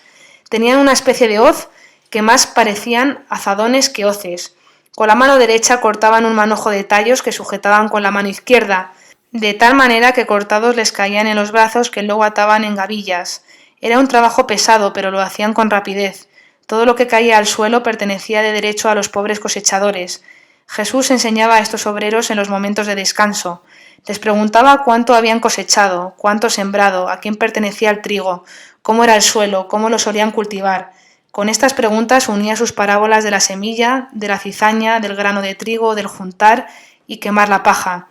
Enseñaba a los discípulos cómo debían ellos a su vez evangelizar, y de lo predicado hacía enseñanza. Declaraba espiritualmente la cosecha, el sembrador y el segador, y que ahora debían ver a de acopiar semillas para sembrar luego, pues él no estaría mucho tiempo aún en su compañía. Los apóstoles se asustaron y preguntaron si se quedaría con ellos hasta Pentecostés. Jesús les dijo: ¿qué sería de vosotros si yo no estuviera algún tiempo con vosotros? Entre los pastores aprovechaba la ocasión de hablar con ellos. ¿Esta majada es tuya? ¿Es de varios dueños? ¿Cómo haces para cuidarlas? ¿Por qué se apartan algunas de tu rebaño? Les hablaba luego de la oveja perdida, del buen pastor y de otras parábolas. Después Jesús se fue a un valle que se extendía al oeste, más alto que Cafarnaún. A su derecha estaba la montaña de Safet. Aquí caminaba entre los pastores y segadores con sus discípulos enseñando. Hablaba de los deberes del buen pastor, lo refería a sí mismo y cómo él iba a la muerte para salvar sus ovejas. Así enseñaba a los discípulos cómo tenían que ir y enseñar a los pobres trabajadores en esos apartados sitios, esparciendo entre ellos la buena semilla. Este andar y enseñar por estos lugares apartados, llenos de tranquilidad y de paz, era sumamente conmovedor. Después de haber ido por el norte, torcieron hacia oriente, de donde habían venido, y entraron en la población de Lecum, que está a una media hora del Jordán, a donde se habían dirigido los 6 apóstoles en la primera salida que hicieron para misionar. Jesús no había visitado aún este lugar. Habían llegado a la ciudad los peregrinos que volvieron de Jerusalén y cierta cantidad de fariseos. La gente contaba a los que la visitaban las atrocidades de las matanzas de los galileos en el templo. A Jesús aún no le habían dicho nada. Lecum es un lugar pequeño pero próspero, a media hora del Jordán y a unas horas de su entrada en el lago. Los habitantes son judíos. Solo en las afueras viven algunos paganos pobres dejados por las caravanas que pasan y que viven en chozas. Todos están ocupados en la industria del algodón. Preparan la materia prima y hacen mantas y géneros. Veo que hasta los niños trabajan en esta industria. Celebran una fiesta por la vuelta de los peregrinos de Jerusalén como en Cafarnaún. Las calles están adornadas con festones de ramas y flores. Los recién llegados visitan las casas de sus amigos y los niños de la escuela salen a su encuentro. Jesús entró en algunas casas de pobres y enfermos y sanó a algunos. En la plaza hizo un sermón, primero a los niños, a los cuales besaba y abrazaba, luego a los jóvenes y doncellas que habían acudido con sus respectivos maestros con ocasión de esta fiesta. Cuando los niños y jóvenes volvieron a sus casas, enseñó a grupos de hombres y de mujeres y les habló del matrimonio, con toda clase de parábolas y comparaciones. Les dijo que la naturaleza humana está muy manchada con pasiones malas, las que hay que dominar con oración y la mortificación. Quien sigue sus malas inclinaciones se acarrea de males. Las obras malas le siguen al hombre, le acusan y le delatan. Nuestro cuerpo es una imagen del Creador, y Satanás quiso destruir esa imagen. Las demasías traen pecado y enfermedad, producen deformación y maldad. Exhortó a la castidad, a la templanza y a la oración. Esta abstinencia, oración y continencia es lo que distinguió a los santos y a los profetas. Todo esto lo explicó con parábolas del sembrar el trigo y del limpiar el campo de piedras y de cizaña, con el descanso en paz de los campos, con la bendición de Dios sobre los sembrados, cuando son bienes poseídos honestamente. También usó de la comparación del estado del matrimonio con el cultivo de un viñedo y con la necesidad de podar sus sarmientos. Habló de las mejoras de las vides, de las familias piadosas, con parábolas de podar e injertar buenas clases de vides, y de mejorar las razas decaídas y depravadas. Habló de la santidad, del Padre común Abraham y de la alianza de la circuncisión, de cómo sus descendientes volvieron a pervertirse, especialmente en la mezcla con los pueblos paganos y con las licencias que se tomaban. Habló del dueño del viñedo, que envía a su propio hijo y cómo habían de tratar a ese hijo.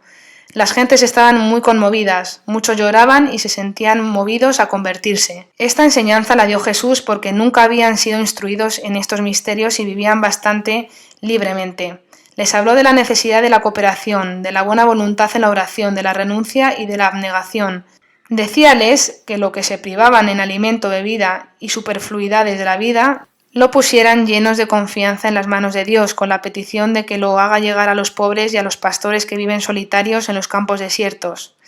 El Padre, que está en los cielos, oirá como buen dispensador la oración si ellos, como siervos fieles, le entregan para los pobres o conocidos o buscados voluntariamente, ya que el Padre mismo les había dado a ellos muchas cosas superfluas. Esto era cooperación, y Dios trabaja con aquellos siervos fieles y creyentes.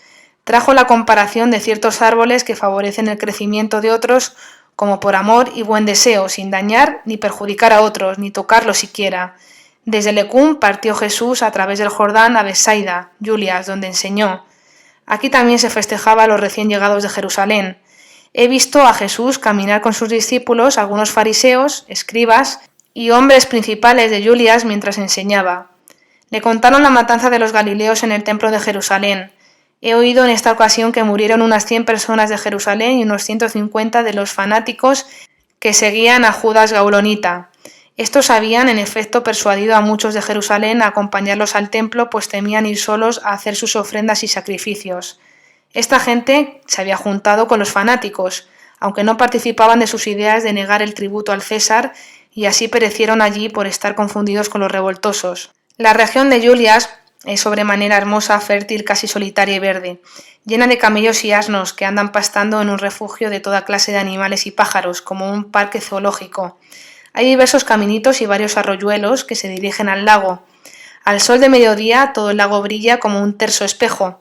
El camino principal corre junto al río Jordán.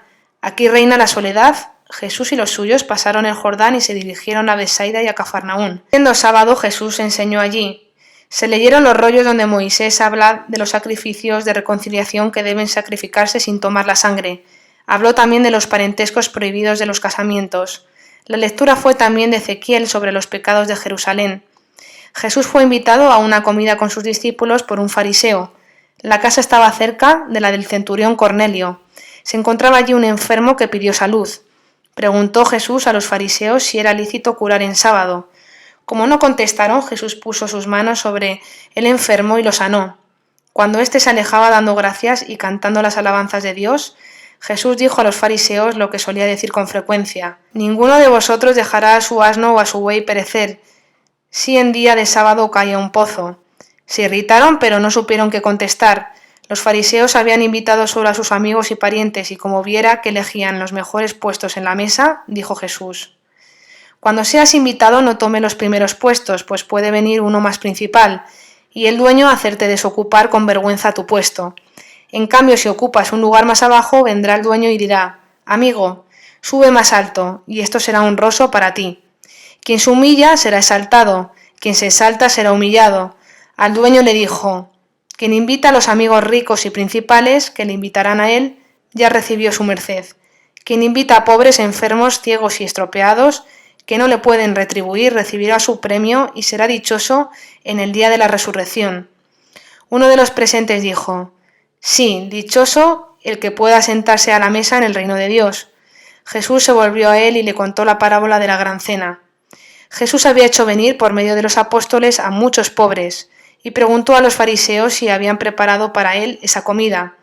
Y como dijesen que sí, les agradeció. Luego que hubieron comido hasta saciarse, hizo repartir a los pobres lo que quedaba en las mesas. Después se dirigió con los suyos, atravesando las posesiones de Zorobabel, a una comarca hermosa y solitaria entre Tiberíades y Magdalum. Como le siguiera mucha gente, habló de su seguimiento. Dijo que quien quería seguirle y ser sus discípulos debía amarle a él más que a sus próximos parientes, más que a sí mismo, y debería llevar su cruz en pos de él. Quien quiere edificar una torre debe primero calcular si podrá concluir y no ser burlado luego. Quien quiere ir a la guerra deberá calcular sus soldados contra los del enemigo, y si no tiene fuerzas, debe pedir la paz. Para ser su discípulo hay que renunciar a todo. Capítulo número 29. Jesús predica en el monte junto a Gabara. Jesús caminó enseñando a través de la comarca de Genesaret y envió a muchos de los más antiguos discípulos para que invitasen al pueblo a un sermón de varios días en el monte junto a Gabara. Debía empezar el miércoles a mediodía. Yo oí indicar la fecha de otra manera, pero entendí que correspondía a lo que sería más tarde un miércoles. Muchos discípulos atravesaron el lago para ir a Gergesa, a Dalmanuta y a Decápolis para invitar a la gente. Les dijo que invitaran a todos, que ya no estaría mucho tiempo con ellos, que trajeran al lugar a cuantos fuera posible. Salieron en varias direcciones como 40 discípulos. Permanecieron con él los que habían regresado últimamente de sus misiones, y los apóstoles a los cuales enseñaba. Caminó con ellos hacia Tarichea, al sur del lago. No se podía ir desde la orilla del lago hasta Tarichea, pues a 2 horas antes de la ciudad hay costas acantiladas que llegan al mar. Jesús pasó al oeste de Tarichea cruzando un puente hacia un poblado que estaba en el dique de piedra extendido desde Tarichea hasta la desembocadura del Jordán en el mar. A los lados del puente había 2 hileras de casas. Antes de llegar allí tuvo que pasar junto a la casa de los leprosos, donde el año pasado había sanado a varios. La gente supo que se acercaba a Jesús y le salió al encuentro agradeciéndole mientras otros leprosos que habían llegado gritaban por la salud y Jesús los sanó. También en las afueras de la ciudad le trajeron muchos enfermos, desde Dalmanuta en las barcas. A todos los sanó. Este dique se hundió con ocasión del terremoto en la muerte de Jesús, con las casas de los alrededores, y no se reparó, dado que también el lago revuelto cambió de aspecto en varios lugares. Tiberíades era entonces como una ciudad a medias. De la otra parte no se había edificado aún. De todos lados iban yendo gente a la montaña de Gabara y muchos en barcas a través del lago. Llevaban tiendas y víveres para varios días. A los enfermos los cargaban sobre asnos. Los discípulos tenían que ordenar a las multitudes. Cuando Jesús se dirigía con sus apóstoles a Gabara, vinieron algunos fariseos preguntando qué pasaba, pues estaba todo el país en desorden y movimiento, corriendo hacia la montaña. Jesús les contestó que viniesen ellos también al sermón de mañana, que él mismo los había invitado, que ya no estaría mucho tiempo con ellos. También acudieron las santas mujeres al albergue al pie de la montaña para atender las necesidades de Jesús y de sus discípulos. Era eso de las 10 de la mañana cuando llegó Jesús a su sitial. Los discípulos habían dispuesto a la gente de modo que se fuesen adelante turnándose, para oír mejor, pues había muchos más de los que podía contener el espacio de los oyentes. La gente vivía bajo tiendas, cada uno con el grupo de su ciudad. Cada comarca había adornado su campamento con un arco triunfal de ramas y hojas, y en el medio una muestra de las mejores frutas de su región. Así unos tenían vides y uvas, otros trigo o algodón, cañas de azúcar, hierbas y toda clase de bayas y frutas. Todo estaba adornado de flores y hacía al conjunto una hermosa figura. Una cantidad de palomas y de aves de varias clases, atraídas por las frutas, se acercaban mansas y se dejaban alimentar en las manos de los hombres. Muchos fariseos, seducios y herodianos se habían dado cita y se colocaban cerca del sitial de Jesús. Tenían mejores asientos, traídos de antemano. Jesús reunió a sus discípulos junto a él, ocupando lugar delante. Primero rezó y luego dijo al pueblo que observara orden y atención, pues iba a enseñar lo que otros no se habían ocupado de enseñar y que era necesario saber para su salud. Les dijo que lo que ahora no podían comprender se lo repetirían solo los discípulos después. Los mandaré a ellos porque ya no estaré mucho tiempo con vosotros.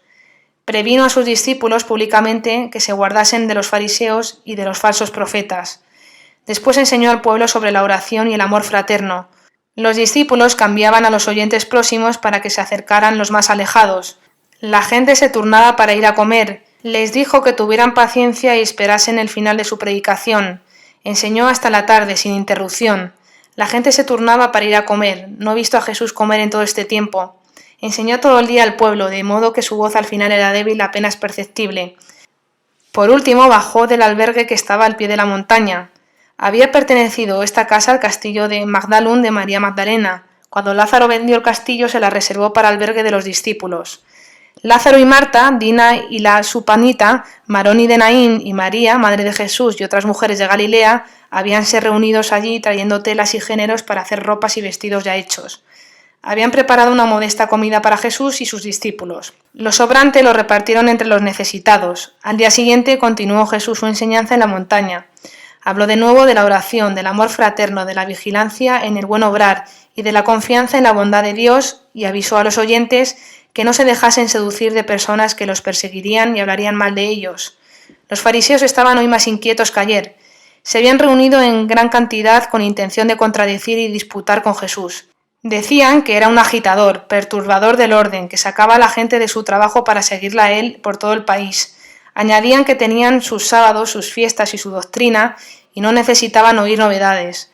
Le echaron en cara las 1000 cosas que ya habían dicho a él y a sus discípulos, y terminaron amenazándolo con denunciarlo a Herodes, que lo acusaría de su doctrina y de su proceder. Añadieron que ya Herodes lo tenía en vista y pronto terminaría con él. Jesús les contestó severamente diciendo que seguiría enseñando y obrando sin cuidarse de Herodes, hasta completar su misión. Los fariseos se pusieron tan atrevidos y irritados que el pueblo tuvo que rodear a Jesús. De este modo se alejaron llenos de enojo. Jesús continuó enseñando con palabras conmovedoras y llenas de ternura. Como muchos de los oyentes estaban rendidos por el viaje y otros habían consumido sus provisiones, mandó Jesús a los discípulos que trajeran panes, miel y pescados para que los repartieran entre ellos. Trajeron en grandes cestos estos alimentos. Se repartió entre los necesitados telas, mantas, géneros y vestiditos para niños. Las mujeres repartían estas prendas a las mujeres y niños, mientras los discípulos hacían lo mismo entre los hombres. Todo lo habían provisto las santas mujeres. Jesús continuó enseñando a los nuevos llegados y las mujeres se retiraron al albergue para preparar la cena. Jesús les prometió enviarles a sus discípulos para repetirles sus enseñanzas, puesto que él iba a retirarse por algún tiempo. Bendijo a los oyentes, los despidió y les dijo que al día siguiente por la mañana sanaría a los enfermos traídos. Permaneció largo tiempo aún con sus discípulos. Les advirtió de la manera de proceder de los fariseos y cómo debían guardarse de sus insidias. Muy tarde bajó con los suyos de la montaña para ir al albergue donde estaba preparada una comida para todos.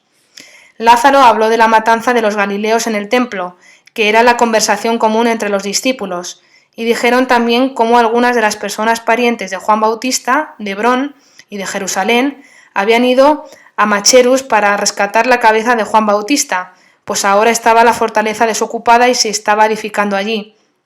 Al tercer día, por la mañana, volvieron Lázaro y las mujeres a sus casas, mientras Jesús y sus discípulos fueron a las tiendas a ver a los enfermos que habían traído hasta cerca del albergue. Otras tiendas estaban aún al pie del monte donde había predicado Jesús. Jesús sanó, ayudado por los apóstoles, a todos los enfermos, los cuales no se alejaron hasta que estuvieron todos restablecidos. Los discípulos repartieron restos de telas y alimentos entre los necesitados. Los sanados llenaron el aire con sus cantos de alabanza y de acción de gracias. Todos se alejaron para llegar a sus casas antes del comienzo del sábado. Jesús se dirigió hacia Garisima, como a 1 hora de camino al norte de Séforis, al final del valle. Envió delante a algunos discípulos para que preparasen el albergue. Él tomó un camino algo desviado para evitar el encuentro con más enfermos. Los he visto entrar por algún tiempo en la población de Caparot, cerca de Jotapata. Por aquí pasaba un camino de Cafarnaún a Jerusalén. En esta región anduvo Saúl, poco antes de consultar a la divina Endor. De Caparot a Garisima había como 5 horas de camino. Este lugar estaba rodeado de viñedos. Tenía el sol por el este y el sur. Los discípulos enviados le salieron al encuentro en una parte del camino. Habían preparado un albergue delante de la ciudad. Le lavaron los pies y comieron.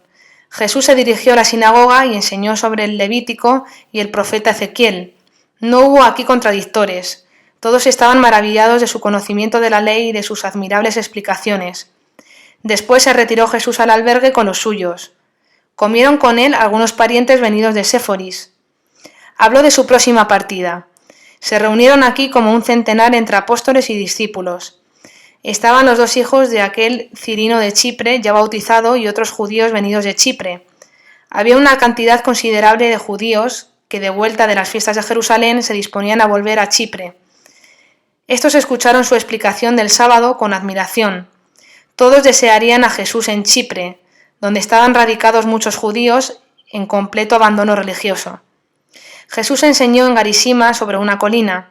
Luego, a solas con sus discípulos, de los cuales algunos habían estado ausentes, Le repitió y aclaró sus enseñanzas y parábolas. Repasó en general toda su enseñanza en modo fácil y sencillo, como a niños.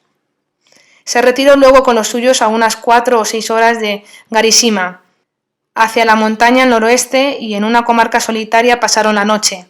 Había allí rebaños de camellos, de asnos y de ovejas en las praderas, al oeste de la montaña, que corre en medio de la comarca. Las praderas están en zigzag, entre colinas y alturas. En este lugar solitario había muchas palmeras y cierta clase de árboles que entrelazan sus ramajes, de modo que se podía estar bajo ellos como a cubierto de una choza. Allí vivían muchos pastores.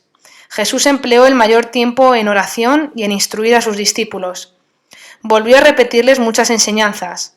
Me llamó la atención que les dijera que no debían tener bolsas aparte con dinero y las entregaran al principal de cada grupo. Cada grupo de 10 tenía un jefe.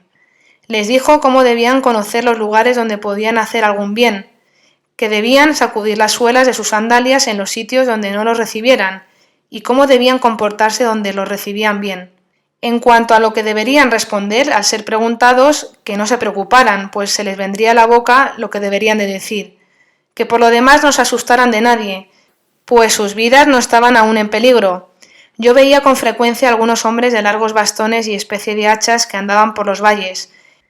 Eran cuidadores de los ganados, porque solían venirse fieras desde la orilla del mar a devorar las ovejas. Muy temprano, a la mañana siguiente, Jesús envió a sus discípulos. Antes les había impuesto las manos a algunos apóstoles y principales discípulos. A los demás solo he visto que los bendecía. Los llenó a todos de nuevo vigor y fuerza. No fue esta todavía una consagración, sino solo un refuerzo y una ayuda. Les recomendó obediencia al jefe de cada grupo. Pedro y Juan no quedaron con Jesús. Pedro se dirigió al sur, hacia Jope, y Juan al este, en dirección de Judea. Otros partieron a la Alta Galilea y otros a Decápolis. Tomás recibió la misión de ir a los Gerasenos. Se dirigió con un grupo de discípulos a la población de Asach, ciudad situada sobre una altura entre 2 valles, a 9 horas de Séforis. Había aquí muchos judíos levitas.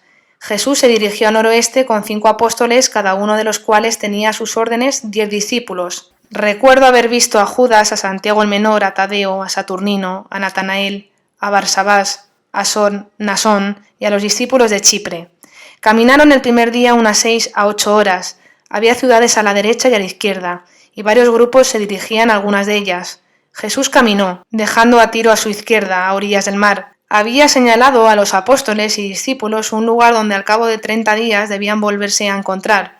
Pernoctó bajo el follaje con sus acompañantes como la noche anterior. Capítulo 30. Jesús va a Ornitópolis y se embarca para Chipre.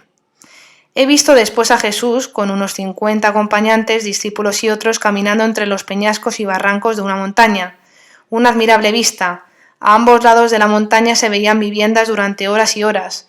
La gente vivía allí en cavernas y cuevas naturales, con frecuencia cubiertas con juncos y hierbas. De trecho en trecho había levantado paredones para impedir desmoronamientos de la montaña. Vivían aquí pobres familias paganas que debían cuidar el camino e impedir el asalto de las fieras y animales en el poblado. Esta gente acudió a Jesús implorando su ayuda contra las fieras. Eran estas alimañas especies de lagartos de anchas patas con manchas sobre el cuerpo. Jesús bendijo esa comarca y mandó a las bestias retirarse a un oscuro pantano allí cerca. A lo largo del largo camino crecían muchos árboles de naranjas silvestres. Era una región a unas 4 horas de Tiro. Jesús repartió aquí a sus acompañantes y mientras marchaba siempre adelante entre estos barrancos iba enseñando a las gentes pobres que vivían en esas cuevas y refugios. El camino llevaba hacia el pequeño río Seontes, de claras aguas, que se echa en el mar a unas cuantas horas al norte de Tiro. Un puente alto de piedra pasa por este río y al otro lado se encuentra un amplio albergue donde volvieron a encontrarse los discípulos con su maestro. Desde aquí envió a algunos discípulos a las ciudades de la comarca Chabul y a Judas Iscariote lo envió con algunos discípulos a Caná, junto a Sidón. Los discípulos tenían que entregar el dinero al jefe del grupo. Solo a Judas le dio Jesús un dinero para su uso. Conocía la avaricia de este apóstol, y no quiso ponerlo en la ocasión de sustraer acaso el dinero de sus compañeros. Había manifestado ya Judas su ansia de dinero, aunque se gloriaba de vivir como pobre y de hacer economía. Cuando recibió Judas el dinero, preguntó a Jesús cuánto podía disponer para cada día. Jesús le contestó que el que vive pobremente no necesita ni precepto ni medida, pues lleva la conciencia consigo como ley. En este albergue le esperaban unas 100 personas de aquellas que habían consolado y enseñado en Ornitópolis y en Sarepta. En parte la habían seguido, en parte vivían aquí donde habían levantado una sinagoga. Recibieron a Jesús y a los discípulos con gran contento. Les lavaron los pies y les dieron alimentos. Estaban vestidos de fiesta con ropas antiguas y llevaban barbas largas y manípulos. Tenían costumbres propias y usos al modo de los esenios. También los paganos del lugar se mostraron corteses, pues en general estiman a los judíos, cosa que en otros lugares no sucede, por ejemplo en la Decápolis. Estos judíos descienden de un hermanastro del patriarca Judá, que había sido perseguido por sus hermanos Ger y Onán y refugiado en esta comarca. Su familia se mezcló con los paganos y no pasó a Egipto. Los paganos, con los cuales se habían casado sus hijos, habían deseado unirse en matrimonio con los hijos o los siervos de Jacob, cuando éste vino a habitar aquí después del caso de Dina. Traspasaron los montes y se apersonaron humildemente a Jacob pidiéndole poder casarse con algunos de su descendencia, comprometiéndose a someterse a la circuncisión. Jacob los desechó absolutamente. Cuando el hijastro de Judá se vino a habitar entre ellos, los recibieron amigablemente y sus hijos se casaron entre sí.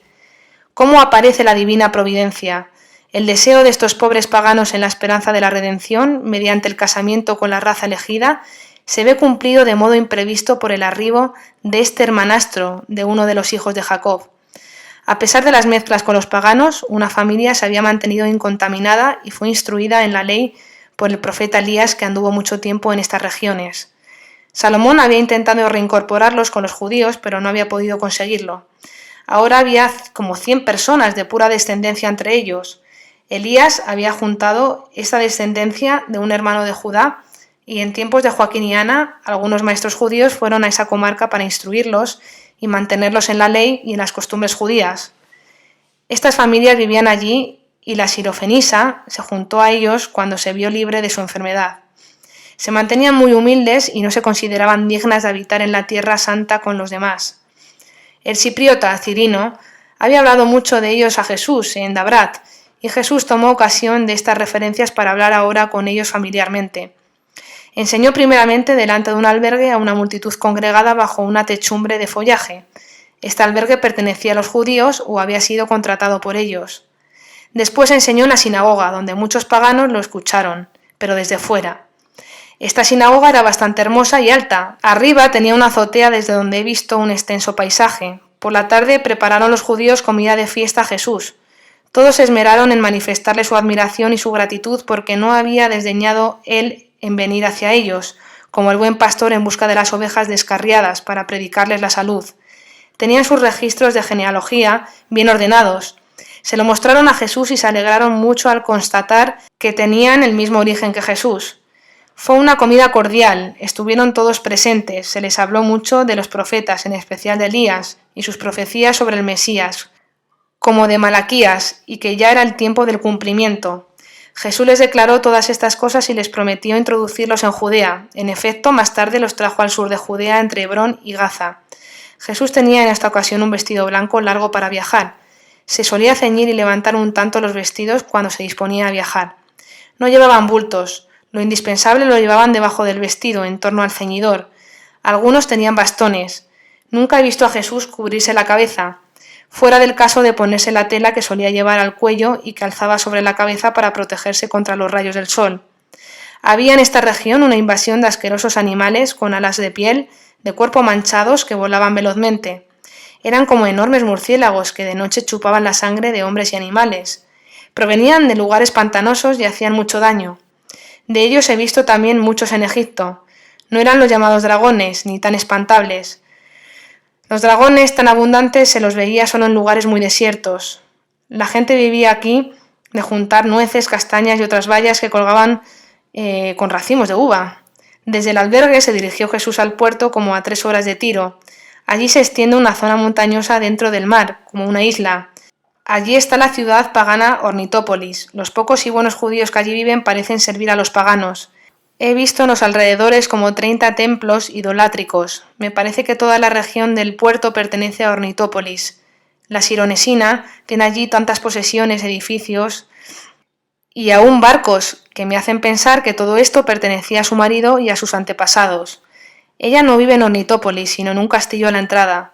Detrás de Ornitópolis hay una altura y más allá está Sidón. Corre un riacho entre Ornitópolis y el puerto. Las costas entre Tiro y Sidón son en general escarpadas y agrestes, a excepción del puerto. Hay tantos barcos en el puerto que el conjunto parece otra ciudad. La posesión de la Sirofenisa parece un conjunto de casas y campos, con industrias y fábricas, jardines y plantaciones, donde trabajan numerosas personas como siervos y esclavos. Se nota con todo que no hay ya tanta actividad, porque esta mujer quiere desprenderse de todo, y que la gente se busque otro patrón que los dirija. Ornitópolis está como a 3 horas del lugar donde Jesús pernoctó. El de los judíos pobres está solo a media hora de distancia. Cuando Jesús va en línea recta, desde aquí hacia el puerto, queda a su izquierda la ciudad de Ornitópolis. El lugar de los judíos está más hacia Sarepta, que tiene el sol por la mañana, puesto que de este lado se levanta la montaña suavemente. En la parte norte hay sombra y se está bien. Entre Ornitópolis, el lugar de los judíos, y el puerto hay muchas casitas desparramadas, de modo que mirando desde la altura es raro pensar que todas estas edificaciones formaron en un tiempo una sola cosa. Con Jesús estaban aún Santiago el Menor, Barnabás, Nasón Azor, los 2 hijos de Cirino y otro discípulo de Chipre que habían presentado al Señor. Todos los demás apóstoles y discípulos habían partido en misión. Judas Iscariote fue el postrero en partir con su comitiva hacia la Gran Caná. Jesús fue con sus acompañantes a la casa de Sirofisina, la cual se lo había rogado por medio de aquel pariente sanado. Se reunieron muchos allí, también enfermos, pobres y estropeados, a los cuales sanó. La posesión de la Sirofesina, con sus talleres, fábricas, jardines y dependencias, formaba un conjunto grande como nuestra ciudad de Dulmen. En muchas galerías de edificios donde se podía andar estaban extendidas telas coloreadas de amarillo, violeta, rojo y azul celeste. El amarillo lo sacan de una planta que cultivaban allí mismo. Para el colorado y el violeta usan unos caracoles del mar. Había allí grandes depósitos donde los criaban y conservaban cuando los pescaban en el mar. Se cultivaba también el algodón, aunque no era originario del lugar, que en general no es fértil como los de Tierra Santa, y hay sitios pantanosos. Cuando se mira desde aquí al mar parecería que está más alto que el conjunto de las tierras. Se ve azulado como levantado hacia el cielo.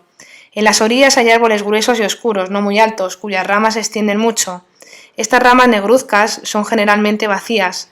Están llenas de insectos y alimañas que encuentran allí su refugio. Jesús fue recibido con mucha fiesta en la casa de Sirofesina. Mientras estaba sentado en la mesa, la hija de la viuda vino a derramar un perfume sobre la cabeza del Salvador. La madre regaló a Jesús varias telas, fajas y monedas de oro triangulares. La hija monedas que estaban unidas entre sí. Jesús no permaneció mucho tiempo aquí. Se dirigió al puerto, donde fue recibido jubilosamente por los judíos congregados y por los que habían regresado de Jerusalén y se embarcaban ahora para Chipre. Enseñó en la sinagoga. Muchos paganos quedaron afuera de ella escuchando. Al claror de la luna le acompañaron todos hasta el puerto y allí se embarcó con ellos. Era una noche clara de luna. Las estrellas parecen de mayor tamaño que en otras partes.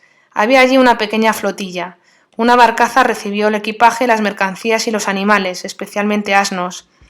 10 pequeñas embarcaciones a remo llevaban a los que habían asistido a las fiestas de Pascua y a Jesús con los suyos.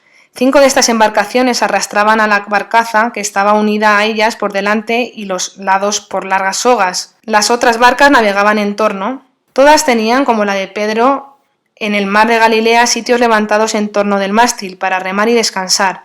En una de las barcas atadas estaba Jesús sobre ese sitio levantado y bendijo el mar y la tierra mientras se disponían a marchar.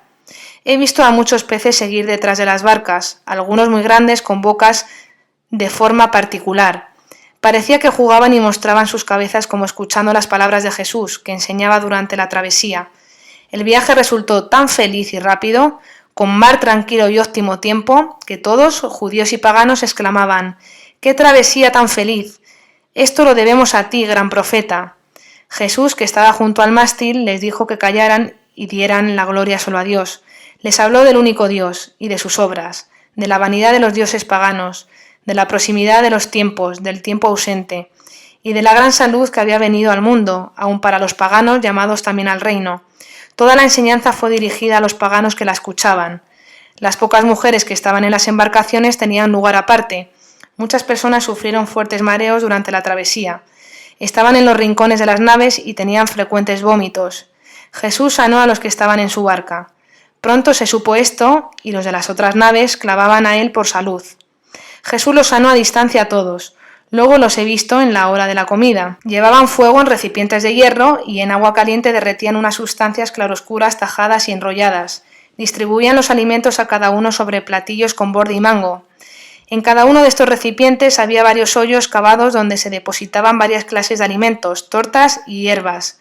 El caldo o salsa se echaba encima. Desde aquí a Chipre no se ve el mar tan ancho como desde Jope. No se ve más que agua. Las barcas llegaron hacia la mañana al puerto de Salamina. Es un puerto seguro y muy ancho. Las dos lenguas de tierra entran en el mar a ambos lados. La ciudad está como a media hora tierra adentro. No se conoce enseguida porque todo ese espacio está lleno de jardines y arboleda. Había muchas embarcaciones. El barco donde habían llegado no pudo anclar porque la playa era como un alto paredón. Calaba mucho y no pudo entrar. Echaron anclas a cierta distancia. En la playa había muchos barquitos que acudieron para transportar a los recién llegados. Estos barquitos eran tirados con sogas hacia el puerto. En la barca donde llevaban a Jesús a la playa había solo judíos, que lo recibieron con gran alegría. En la playa se habían congregado muchos judíos de la ciudad vestidos de fiesta. Esperaban la barca que habían visto venir de lejos y era costumbre recibir con regocijo a los que volvían de las fiestas de la Pascua de Jerusalén. Había allí ancianos, mujeres, doncellas y alumnos de las escuelas judías con sus maestros. Los niños llevaban flautas en las que tocaban aires alegres y llevaban astas con gallardetes de ramas y coronas de flores. Cirino, 3 hermanos mayores de Barnabás y otros ancianos judíos recibieron a Jesús y a sus acompañantes y los llevaron a un lado del puerto y subieron sobre una hermosa terraza llena de verdor. Allí había tapices extendidos, palanganas con agua para lavarse y bandejas con bebidas refrescantes. Lavaron los pies a Jesús y a los suyos y les ofrecieron refrescos. Fue presentado a Jesús un anciano judío que era el padre del discípulo Jonás. Este anciano se echó en los brazos de su hijo que volvía de Palestina y el hijo lo llevó a Jesús, delante del cual el anciano se inclinó profundamente. No sabía el anciano por dónde había estado su hijo, pues el compañero de su viaje a Palestina había regresado mucho antes. Todos habían estado muy inquietos por la ausencia de este joven. Muchos se acercaban y decían: ¿Es él? ¿Ha venido? Luego lo abrazaron y se lo llevaron aparte. La noticia de la matanza de los Galileos, por orden de Pilatos, que había tenido lugar en Jerusalén, ya había cundido, muy aumentada, y todos estaban en gran temor por los suyos. El lugar donde Jesús fue recibido era sobremanera hermoso. Por el oeste se veía a distancia la ciudad con muchas cúpulas y edificios altos, dorados por el sol rojizo, que se ocultaba. Hacia el este se veía el mar y las montañas de Siria, que parecían nubes a la distancia. En torno a la ciudad de Salamina había una pradera con muchos árboles altos, terrazas y otras dependencias. El suelo me pareció como arena o tierra fina. El agua potable no era abundante. La entrada al puerto no es abierta, está flanqueada por islotes fortificados. Tiene una entrada ancha y otras angostas. Estas islas están llenas de pequeñas torres gruesas, semicirculares, con ventanas arriba, por las cuales se puede observar cuanto sucede en los alrededores. Cuando se apartaron del puerto y caminaron a una media hora hacia la ciudad, torcieron a la derecha y anduvieron por esos alrededores hacia el norte. Cuando Jesús llegó con los suyos, ya estaban allí reunidos los recién venidos en un espacio libre en forma de terraza. El anciano jefe de la sinagoga estaba en un sitio alto para observar el orden. Parecía un capitán que pasara lista a los presentes. Se averiguó si alguno había sufrido daño en el viaje, si había quejas de unos contra otros, y se habló de lo que había pasado en Jerusalén. Jesús y los suyos no estaban aún entre ellos. Jesús fue saludando solemnemente por ancianos y venerables judíos. Enseguida dirigió la palabra a la multitud desde la altura y luego se encaminó cada uno con los suyos a su respectiva casa. Delante de las 2 calles de la ciudad judía estaban las espléndidas sinagogas, las habitaciones de los ancianos y rabinos y las escuelas, a cierta distancia, el hospital con un tanque de agua. El camino a la ciudad estaba firmado y cubierto de arenilla, con árboles muy frondosos a los lados. En la parte elevada donde se reunían los judíos, había un árbol tan grueso y fuerte que podían sentarse varios hombres en sus ramas. Jesús y los suyos fueron llevados por el jefe de la sinagoga a unas salas cercanas donde pasaron la noche. Aquí sanó Jesús a un enfermo traído en una camilla. Esta casa era un lugar espacioso donde solían alojar a los rabinos que los visitaban. Estaba edificada al estilo de los paganos con columnas en torno. El interior era una gran sala con terraza arriba y en torno a asientos para escuchar el sermón. En el piso bajo había camas enrolladas contra las paredes y se podían bajar las cortinas sujetas arriba y formar separaciones para dormir. En la terraza había plantas en tiestos y jarrones. El padre del joven discípulo llamado Jonás estaba también allí, aunque no vivía en esa misma ciudad. Cirino había partido con sus hijos a su propia casa.